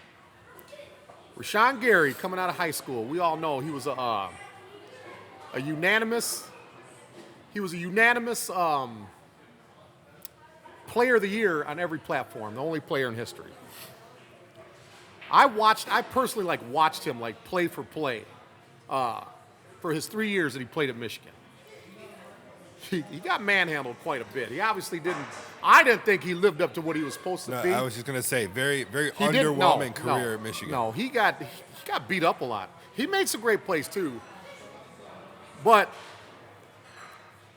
had he played for Nick Saban, he probably would have been better than Warren Sapp was at Miami. He probably would have been the number one overall pick. Once again, playing in a losing environment. According to Ray. Well, you never know. What Dan say? What did he say? He would have been a number one overall pick.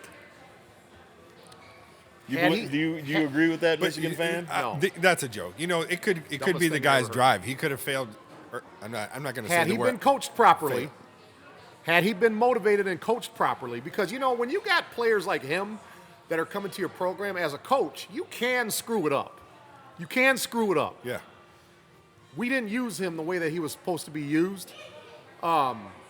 He could have been a high-impact, dominant college player, like I said, like a Warren Sapp, like a Alonzo Spellman, or guys of that nature. LeVar Arrington or whatever. But but you don't know if that is more contributed to coaching or if it's the player's personal drive.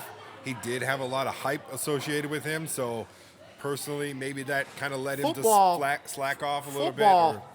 Or football is all about coaching, okay? Take someone like me. Before I was in high school, I never played organized football.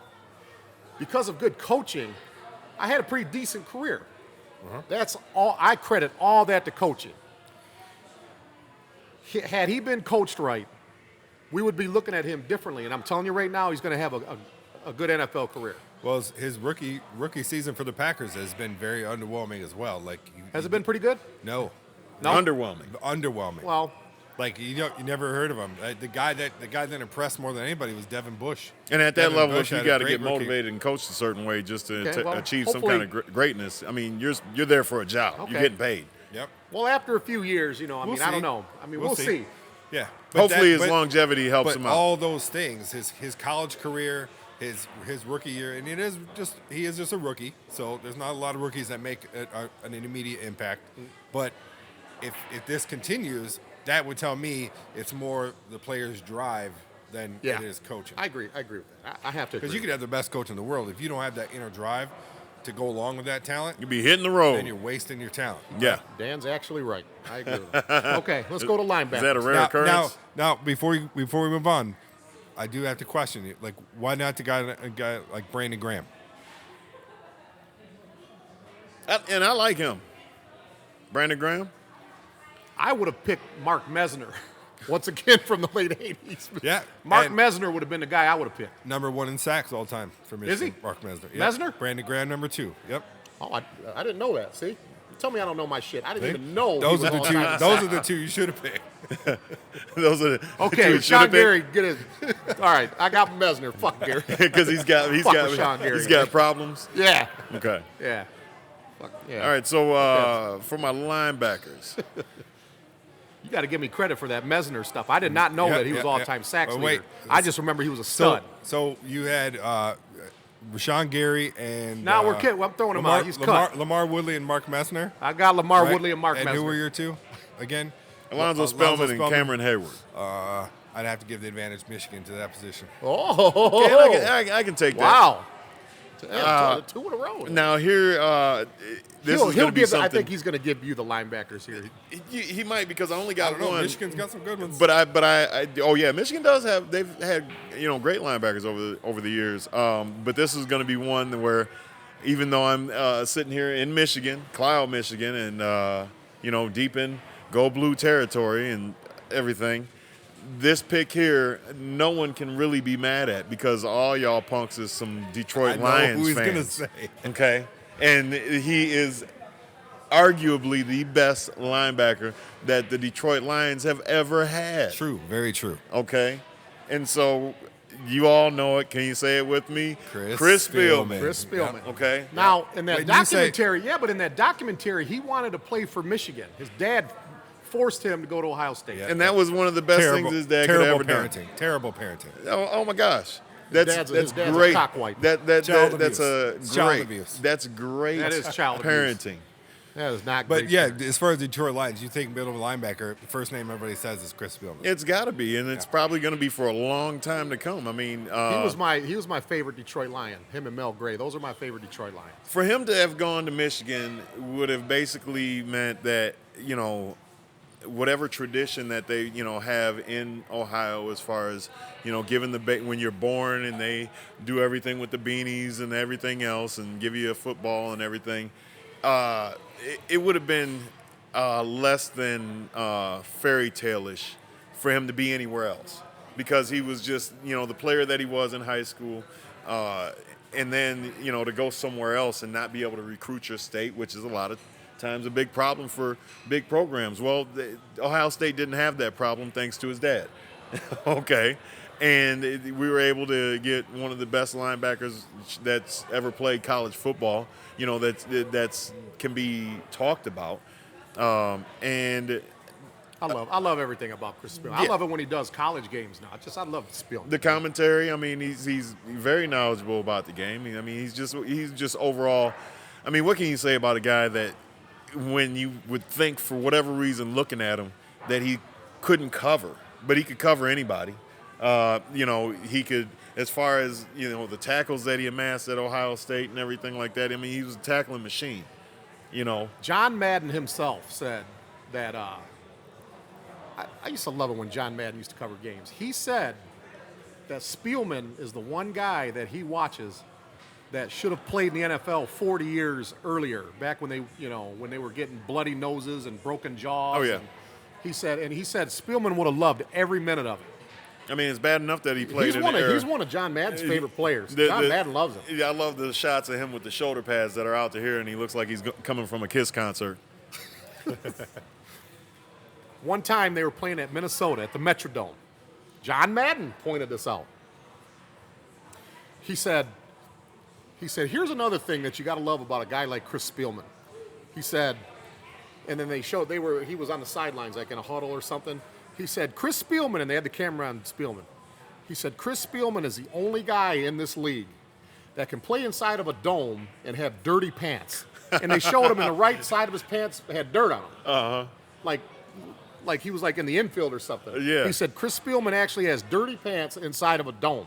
Yeah, and it would take John Madden to notice something like that. That was one of his favorite guys. Okay, what number did he wear at Ohio State? Who's that? Spielman. And don't look at your tablet. I'm not. What number did he wear for the Bucks? Did he wear? He didn't wear 54 like he did with Detroit. He didn't wear 54. I was going to say 53. You guys. Nope. You guys. 36. Disgusted. Yes. 36. 36. Yep. And Very good, Steve. I wonder what the significance of that number is. I mean, if there was any at Ohio State, but sometimes they got numbers like that. You know, USC with Junior Seau and everything like that. I wonder if he didn't wear that when he played for the Lions, because I think Benny Blades wore 36 for the Lions when he played. Benny Blades was 36 or 38. He was 36. I think it was 36. I thought he was he 36? I thought he was 39. I think Who, Benny Blades? Was it 36? I can tell you this much. When Chris Spielman got hurt, though, that 1 year, Benny Blades didn't want no parts of being no linebacker. Even though he was a big safety, he sure enough didn't want to come in that box. Yeah, he did wear 36. Yeah, you guys are right. And number 54 made Ohio State fans proud. Yeah. Well, he made us proud, Spielman. too. I love, man, one of my favorite just athletes, period. Not just football. One of my He'll be on the show someday. He'll be on our show someday. I know. Listen to him, and you listen to him talk when he commentates games too, NFL games. The dude is still tough as nails. Like, he you could hear in his voice he would love to just suit it up one time and just crack somebody in the mouth one more time. I can tell you right now that starting to talk like me. One of the things that I'd started doing when I was going through the grocery store is the whole story that he would say about, you know, you'd see the squares on the tiles on the floor, and he'd be doing ladder drills, you know, while him and his wife were out there shopping and everything. And so when I heard that, you know, I heard him talk about, you know, hey, water makes you weak. Don't be asking for water breaks. You should already be hydrated and everything else. And just his overall work ethic, it was just like, okay, well, I guess I'm going to have to be hydrated because I'm not taking water breaks when I go shopping. And now my wife, even now, she's like, you're so weird, because I still kind of catch myself doing the dance, you know, through the grocery store on these different tiles and everything. Shoot, I used to go to the grocery store when my air condition wasn't working. I used to remember Married with Children, that episode? That's where I got the idea from. I used to go hang out at the grocery store. That's a good idea. When my air wasn't working. In the freezer section? Yeah. Freezer section and a wife beater. All right. Okay. Who's your other linebacker? My other guy. Oh, yeah, you got another linebacker. My other guy is, and this is I'll say this is a hard pick, but you might surprise me with the numbers. Pepper Johnson. Of course. Not going to argue with that pick. Ooh. Okay. I was hoping you'd say A.J. Hawk or Pepper Johnson. And it was a toss-up between A.J. Hawk, you know, laryngitis, and, you know, Pepper Johnson. But then once I started really thinking about, you know, with Chris Spielman being there, and those are my two guys on the field in the middle, is that you kind of can't go wrong with the next pick. Okay, but at the same time, if I'm going to have two guys that are just going to be throwback players like that or whatever, or just their, you know, my overall picks, overall all-time picks, I would have to go with Pepper Johnson. You know, tough run stopper in college. You know, obviously did what he did to make himself, you know, make his way to the NFL. You know, long career in the NFL. And had great coaches, obviously, in Bill Parcells and Bill Belichick and everything. This. Up to this point, that's his best group that he picked out of his group. The linebacker, I mean. Yep. And I used to have a Pepper Johnson Cleveland Browns jersey back in the day. Yep. James Laurinaitis, I was a secret fan of James Laurinaitis. Oh, yeah. He was a beast, man. He reminded me, Ray was going to like this, he reminded me of Hawk from his dad. Yeah. No. Oh, you mean his tag team partner? The tag team, the wrestler. His dad's tag team partner. Yeah. And it was cool that, you know, now if he had been anything other than who he was playing the game, it would have just been horrible. Yeah. And I wouldn't have wanted to be a fly on the wall going home into his house. Because, like you said, you had a WWF. Animal, yeah. You know, Road Warriors. Road Warriors, and they're legendary. How in the world can you, is coming up as a kid and that's your dad, and those are the friends that he has coming around you all the time, how can you not end up being a linebacker? He was one of those guys. We talked about it last week. Those guys like the guys that we were talking about that played for other teams that you hated those teams, but you respected them as a player. Oh, yeah. Right? Jim Jackson. We were talking about Jim Jackson, Calvert Chaney, right? James Laurinaitis was one of those guys where you're like, man, we got to worry about this guy every game. Oh, yeah. Yeah, he was a problem, him and A.J. Hawk. But the Pepper Johnson deal, that's, again, one of the most solid players that I, was able to watch, when I was growing up and everything, and then watching his pro career and everything. And he was just a good player. Yeah. That's a good pick there. Yeah. I got Jared Irons as one of my guys. Why did I know that guy was going to show up? From the Woodlands, Texas. Jared Irons. I got Jared Irons as one of my guys. My other guy, not a sexy name, David Harris. It may not be a sexy name, but, man, there are some hits that you said that name. David Harris played with, I think he was like early 2000s. I remember some of the hits he put on Leadership, just fun. He's just more of a fundamentally linebacker. I mean, hell, he started for the New York Jets for 8 or 9 straight right. years. I mean, started as a rookie. He was really productive.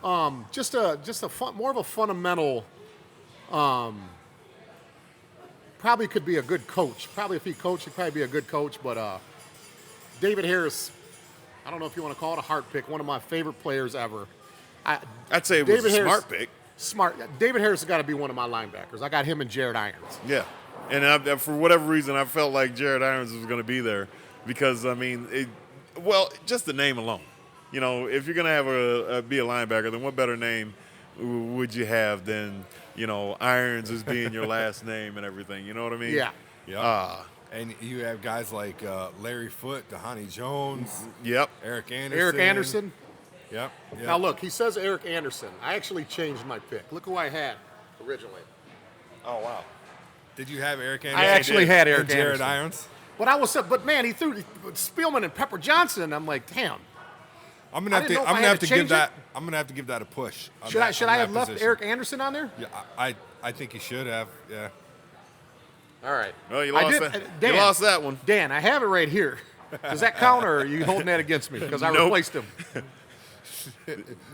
I'll leave that up to you, Steve. With an asterisk. He crossed it out. Yeah. I did cross. His name is right there. We let him through Rashawn Gary. For viewer purposes, there's a star beside that name. And actually, Ohio State comes ahead on that. I even spelled Eric the right way. He spells Eric weird. With a K. Erick. He got a K at the end of it. I even spelled it right. Hey, don't say that to a Nordic person. All right. Well, so I'm giving that position a push. Okay. Push. I can take that. the hell does that mean? That means you tie. Oh, okay. No advantage to either side. Okay. Now, I already know he's going to say Michigan if I have Woodson in there. I'm not going to have Charles Woodson on my. You have to. Oh, yes, please. You have it have anyway? to. Oh, yeah, because I already told you. You need somebody to check Chris Carter. You guys already lost Okay. Well, yeah, but we're comparing corners versus corners. But your corner's got to check somebody, and I'm trying. If you don't listen, I'm going to tell you right now. You said you're trying to win the game, right? I'll tell you right now. You said you're trying to win the game. If you don't have Antoine Winfield on your corners, that's automatic loss, and you don't know Ohio State football. Do you have Antoine Winfield in there? No, I don't. Oh, Lord have mercy. I got Sean Springs. I'm going to pray for this. Ooh, okay, that's a good one. Okay. Yeah. But regardless, okay, the way that this goes, regardless. He played with Spellman, didn't he? Spellman, Raymond Harris, and all them? He's from that era. Joey Galloway? Let me see what era we got here. Joey Galloway? Let's see here. What year are we looking at? The early 90s, I think. I think it was looking at? It was kind of early 90s. Okay. Sean Springs, Ohio State. That's a good one. I forgot about him. Well, he was a good corner. Okay. Good cover corner. Better than Antoine Winfield? Well, not necessarily better because I really don't need that right now because you know why? Because my second pick just totally takes care of everything else. All right? Let me see. Who could that be? Yeah, who could that be?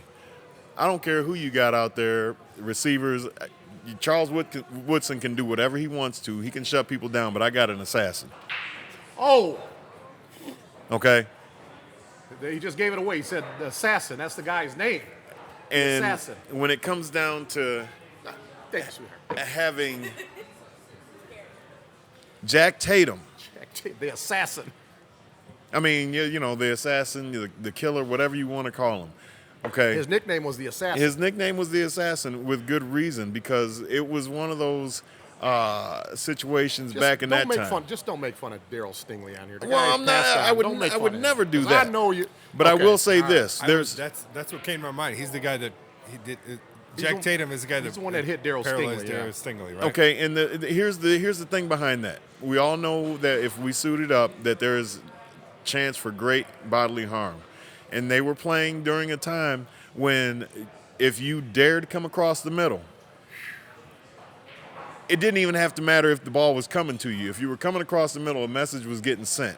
Okay, and Jack Tatum, it was notorious for making sure that anybody coming across the middle was going to pay the price. Not just in the pros, as people would think, but definitely in college. So much so that he was almost ahead of his time as a safety for his size. Okay, I think he was somewhere around 210, when he was playing safety in college. Okay, and the overall intimidation factor is what I'm going with here. You can have guys that can cover all day, but in the end, football is going to still remain a game of intimidation and skill. And I don't care which one, I don't know what percentage you want to go with that. And so I'm trying to bet on Jack Tatum when it comes down to your receivers that you have, that they're going to be looking around and not worrying about catching the ball when you got somebody like that roaming the field. Okay? That is my guy. Other notable other notable players at that position for Ohio State, guys like Antoine Winfield, like Ray said, Malcolm Jenkins, Mike Doss. There's so many, as far as corners are concerned. But Chris Gamble. Again, I just felt like, Chris what? Gamble, that was a good one. You can throw any one of those guys in there. Chris Gamble's the one that broke Willis McGahee's leg in that national title game. I believe so. Where his leg looked like Gumby when they showed the Yeah. That's a good one, Dan.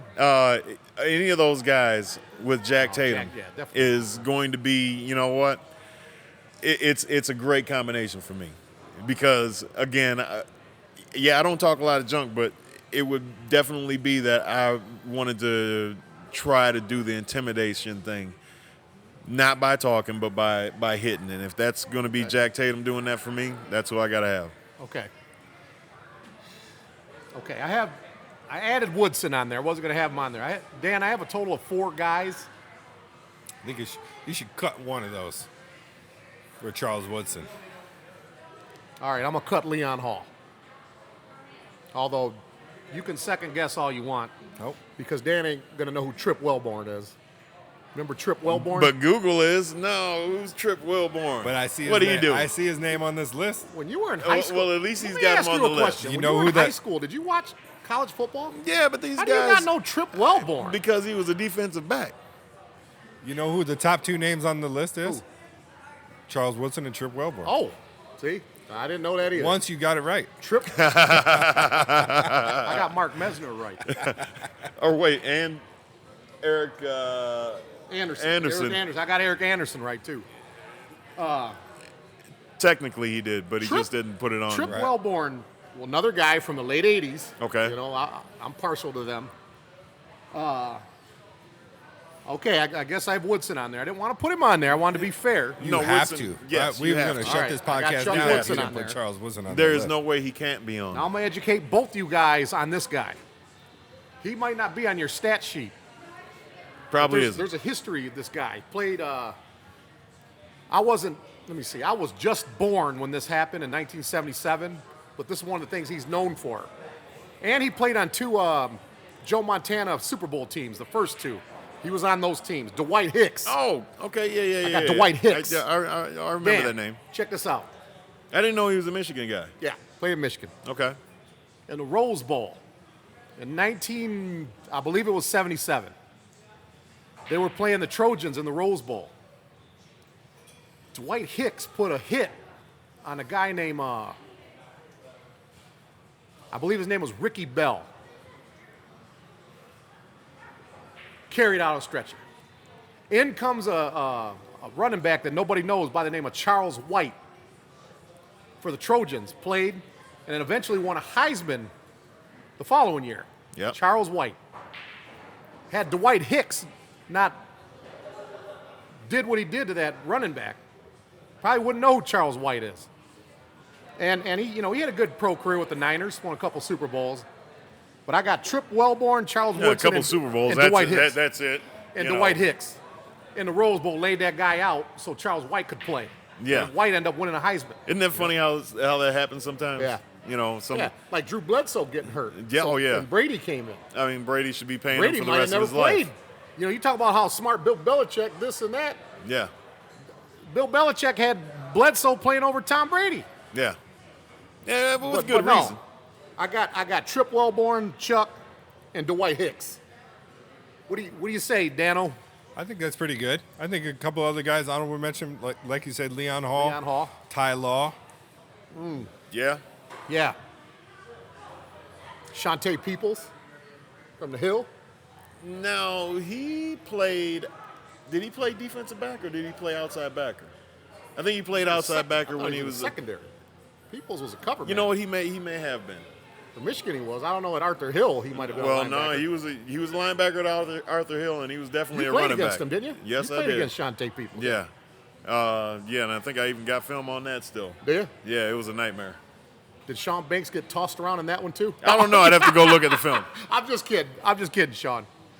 I didn't see that play where you got tossed 8 yards that way. But no, I got. What do you say, Dan? What's the jury on this one? This might be the tiebreaker because we're pretty even. Defensive backs. You'd like to think so. I mean, no, because I made a late comeback. Okay. You said Sean Springs, and who's your second guy? Jack Tatum. Jack Tatum. Ugh. Charles Woodson. Got Woodson on And mine. Trip Melvin. I mean, I got Woodson on mine, dude. I gotta give it to Michigan in that one. Okay, I can take that. Charles Woodson, not only the best Michigan defensive back of all time, but arguably the greatest collegiate defensive back of all time. Arguably, he is. One Heisman Defensive trophy. back, yeah. One of the NFL's all-time One thing about greats. Jack Tatum, Yeah. though. One thing about Jack Tatum. You know the famous immaculate reception in that Raiders-Steelers game where Franco Harris picks the ball up and he's running? Yep. Tatum is the one that made that hit where he popped the guy and the ball went way over there where the waitresses are. Okay. That was Tatum that made Out that of here. hit. Oh, the assassin. Yeah. The best name probably ever. But No, that's- the second best nickname ever in sports. The assassin. I love that. And I would love for somebody to call me the assassin. You do that nowadays, you'll be getting a lot of fines in the league, though. I know it. Just for the name alone. Yeah, you wouldn't be able to have that name in today. Yeah, you're right. Yeah, you couldn't have that name. But it's still a great name. because it promotes violence. Oh, it's a well-deserved Did you name. hear what he just said? It promotes violence in one of the most violent sports ever. But that's that's the way of Talking thinking about a sometimes guy using nowadays. a surgical scaffold on Connor you Cook's know what I head, mean? Yeah, and I'm protesting violence. So I'm going to throw this in here real quick. I know we're going to wrap up on time here pretty quick, and I don't want you guys to spend too much time on this, but let's do this. Steve, would you say 2002 was probably one of the best Ohio State teams of all time? 2002. I'd have to. According to the experts, The Jim Tressel team that beat Miami. according to the experts, I wasn't born, but they say that '68 Ohio State team that beat OJ, they say that's the best Ohio State. I'm looking at a list right here, and I would have to- team is I would have Hold to- on. What did you say? You're looking at a list, and that's what they say on there? The 68 team is number 1, 2002 team is number 2. Now Yeah. they said in '69, the year that we upset Ohio State, had that team won the national title, they said that would have been the greatest team of all time, no question. Okay. But no, '68's in there, beat O.J. Simpson and all that. Okay. Just for the And argument. I'd have to look and see myself to See, really. now let me say something here. Stat wise, Let me say something here. Like the stat guy has a unfair advantage because he's looking at it right now, real time. Yeah, but I just gave you that stat before he did. Dude, you're the walking encyclopedia. I know, but then you guys got the audacity, like, oh yeah, Ray was actually right on that. So what is it? Is Ray actually right, or am I a stat guy? You can't have it both ways. It's kind of you can. No, you can't. It's a little No, you both. can't. Yeah, because your little heart both. compels your heart compels you to do the research that you already know just to confirm it. Does that make sense? That makes sense. I can't help. Listen, man, when I would see those little kids over there, when I was their age, I was watching games on Saturdays at noon. I wasn't outside playing. I waited till the games were over until I went outside and He was played critiquing on my Howard skateboard. Cosell. I watched the game. I'm a sports guy. So I'm going to ask you a question, and I so wish that Dre was here right now to chime in on Ryan? Dre. Andre? Oh, Dre. Weathers, right? Oh, I know where he's going with this. I know. Oh, boy. Here we go. Can I say it before you say it? Yeah. The 95 Buckeyes. No. No, I was going to say 97 Michigan team Okay. versus the 2002 Ohio State team. Who wins? Are you asking me or him? I'm asking both of you. I'll let him answer first. You know what I'm going to say? Well, I know what both of you are going to say, but let's try to be You know what? analytical about it. I got to go with Ohio State. I got to go with Ohio State because, again, defensively, when I look at Michigan, great team. And great then team that speed. 97 team, arguably one of the greatest football team. Their defense was number one in the country, arguably one of the best defensive teams they've ever had. Yeah, and I'll give them props on that. I feel like They'd have shut Claret down. Oh, well, yeah. I just don't, it's hard for me to.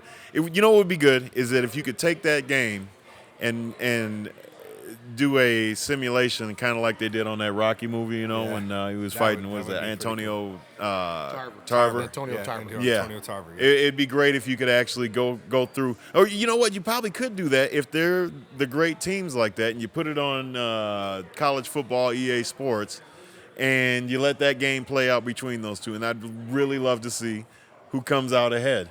Now, that would be the best and probably as accurate as you're going to get it, when it comes to being able to figure that one out. I think it'd be strength against strength there because Ohio State was, the run game for Ohio State, Maurice Claret, and then obviously versus Michigan's run defense. In a game like that, Ohio State was obviously loaded with talent, like they always are. You mentioned Chris Gamble earlier, Santonio Holmes, and there's more names.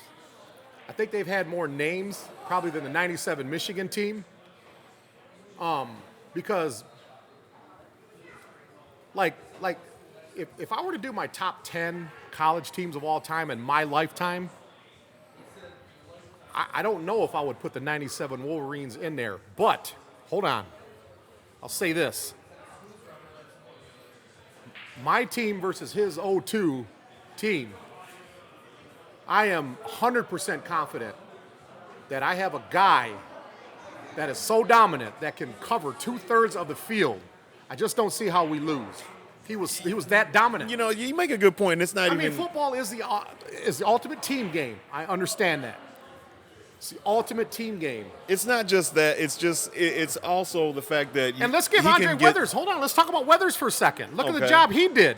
Yeah. Look at the job he did that day. Got all of the business that year because they eventually was avoiding him. A lot of people don't talk about Andre Weathers because of number 2 on the other side of the field. I don't know how that's possible. And we still finished with the number 1 defense in the country. Dre got more FaceTime during those games than a little bit because that's where all the balls were going. They weren't going towards Woodson. The other thing about Woodson, when it comes down to that, is that it's his ability to touch the ball on more than just defensive plays.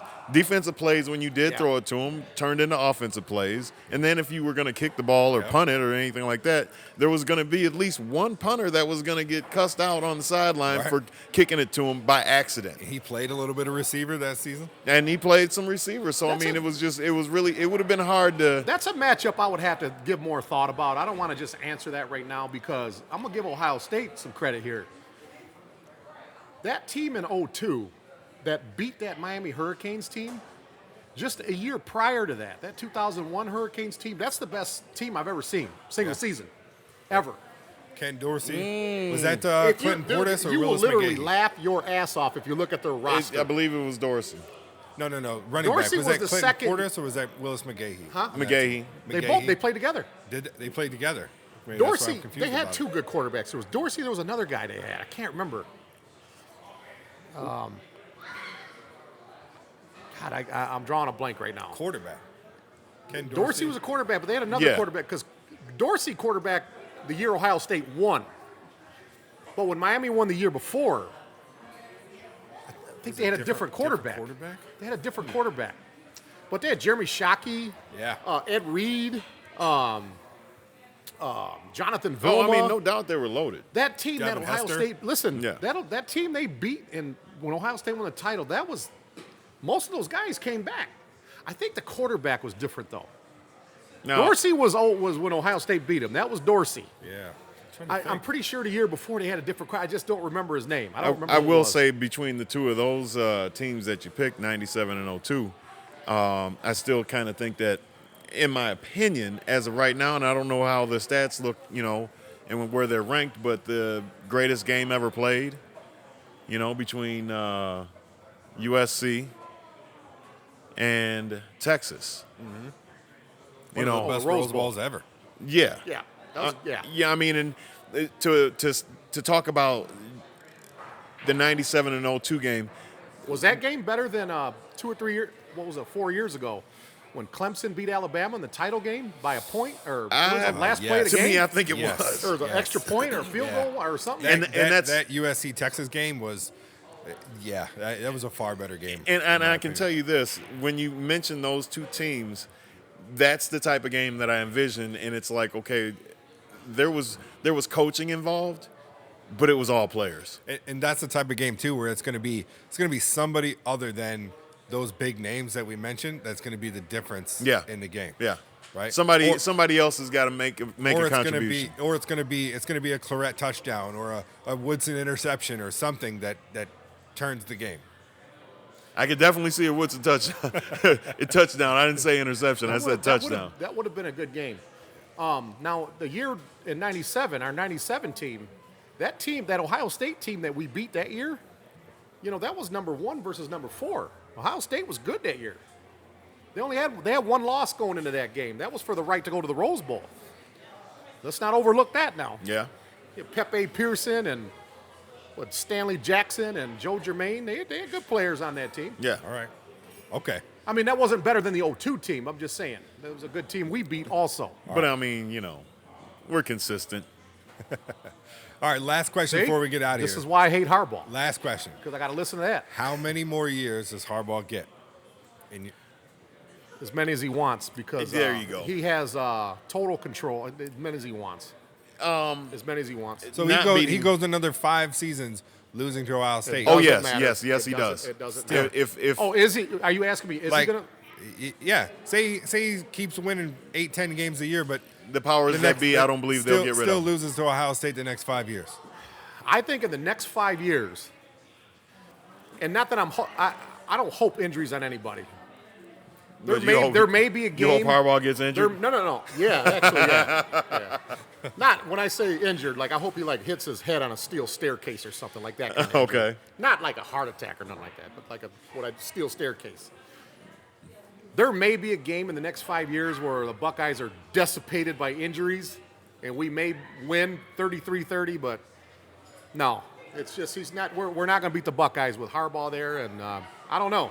I say that Harbaugh stays indefinitely until he's ready to leave, simply because even though there are the Michigan fans that are, just indifferent to the situation, he's a Michigan guy. But isn't it the same? I know he's a Michigan guy. Brady Hoke was a Michigan guy, but isn't it the same thing?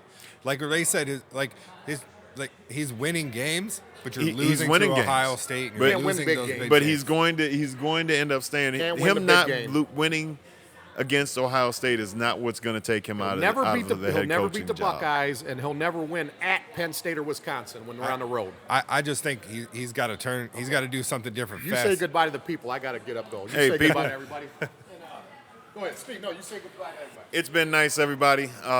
It's always a good time with Dan Hutchinson, and Ray Dawg, Ray Ascencio.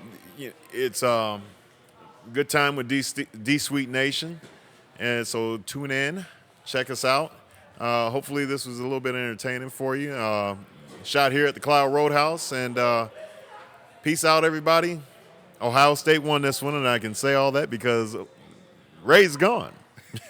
Well, Dan's still here. But they lost to Clemson. Oh, my gosh. And on that note, we're going to say goodbye. See you all next time. See you later.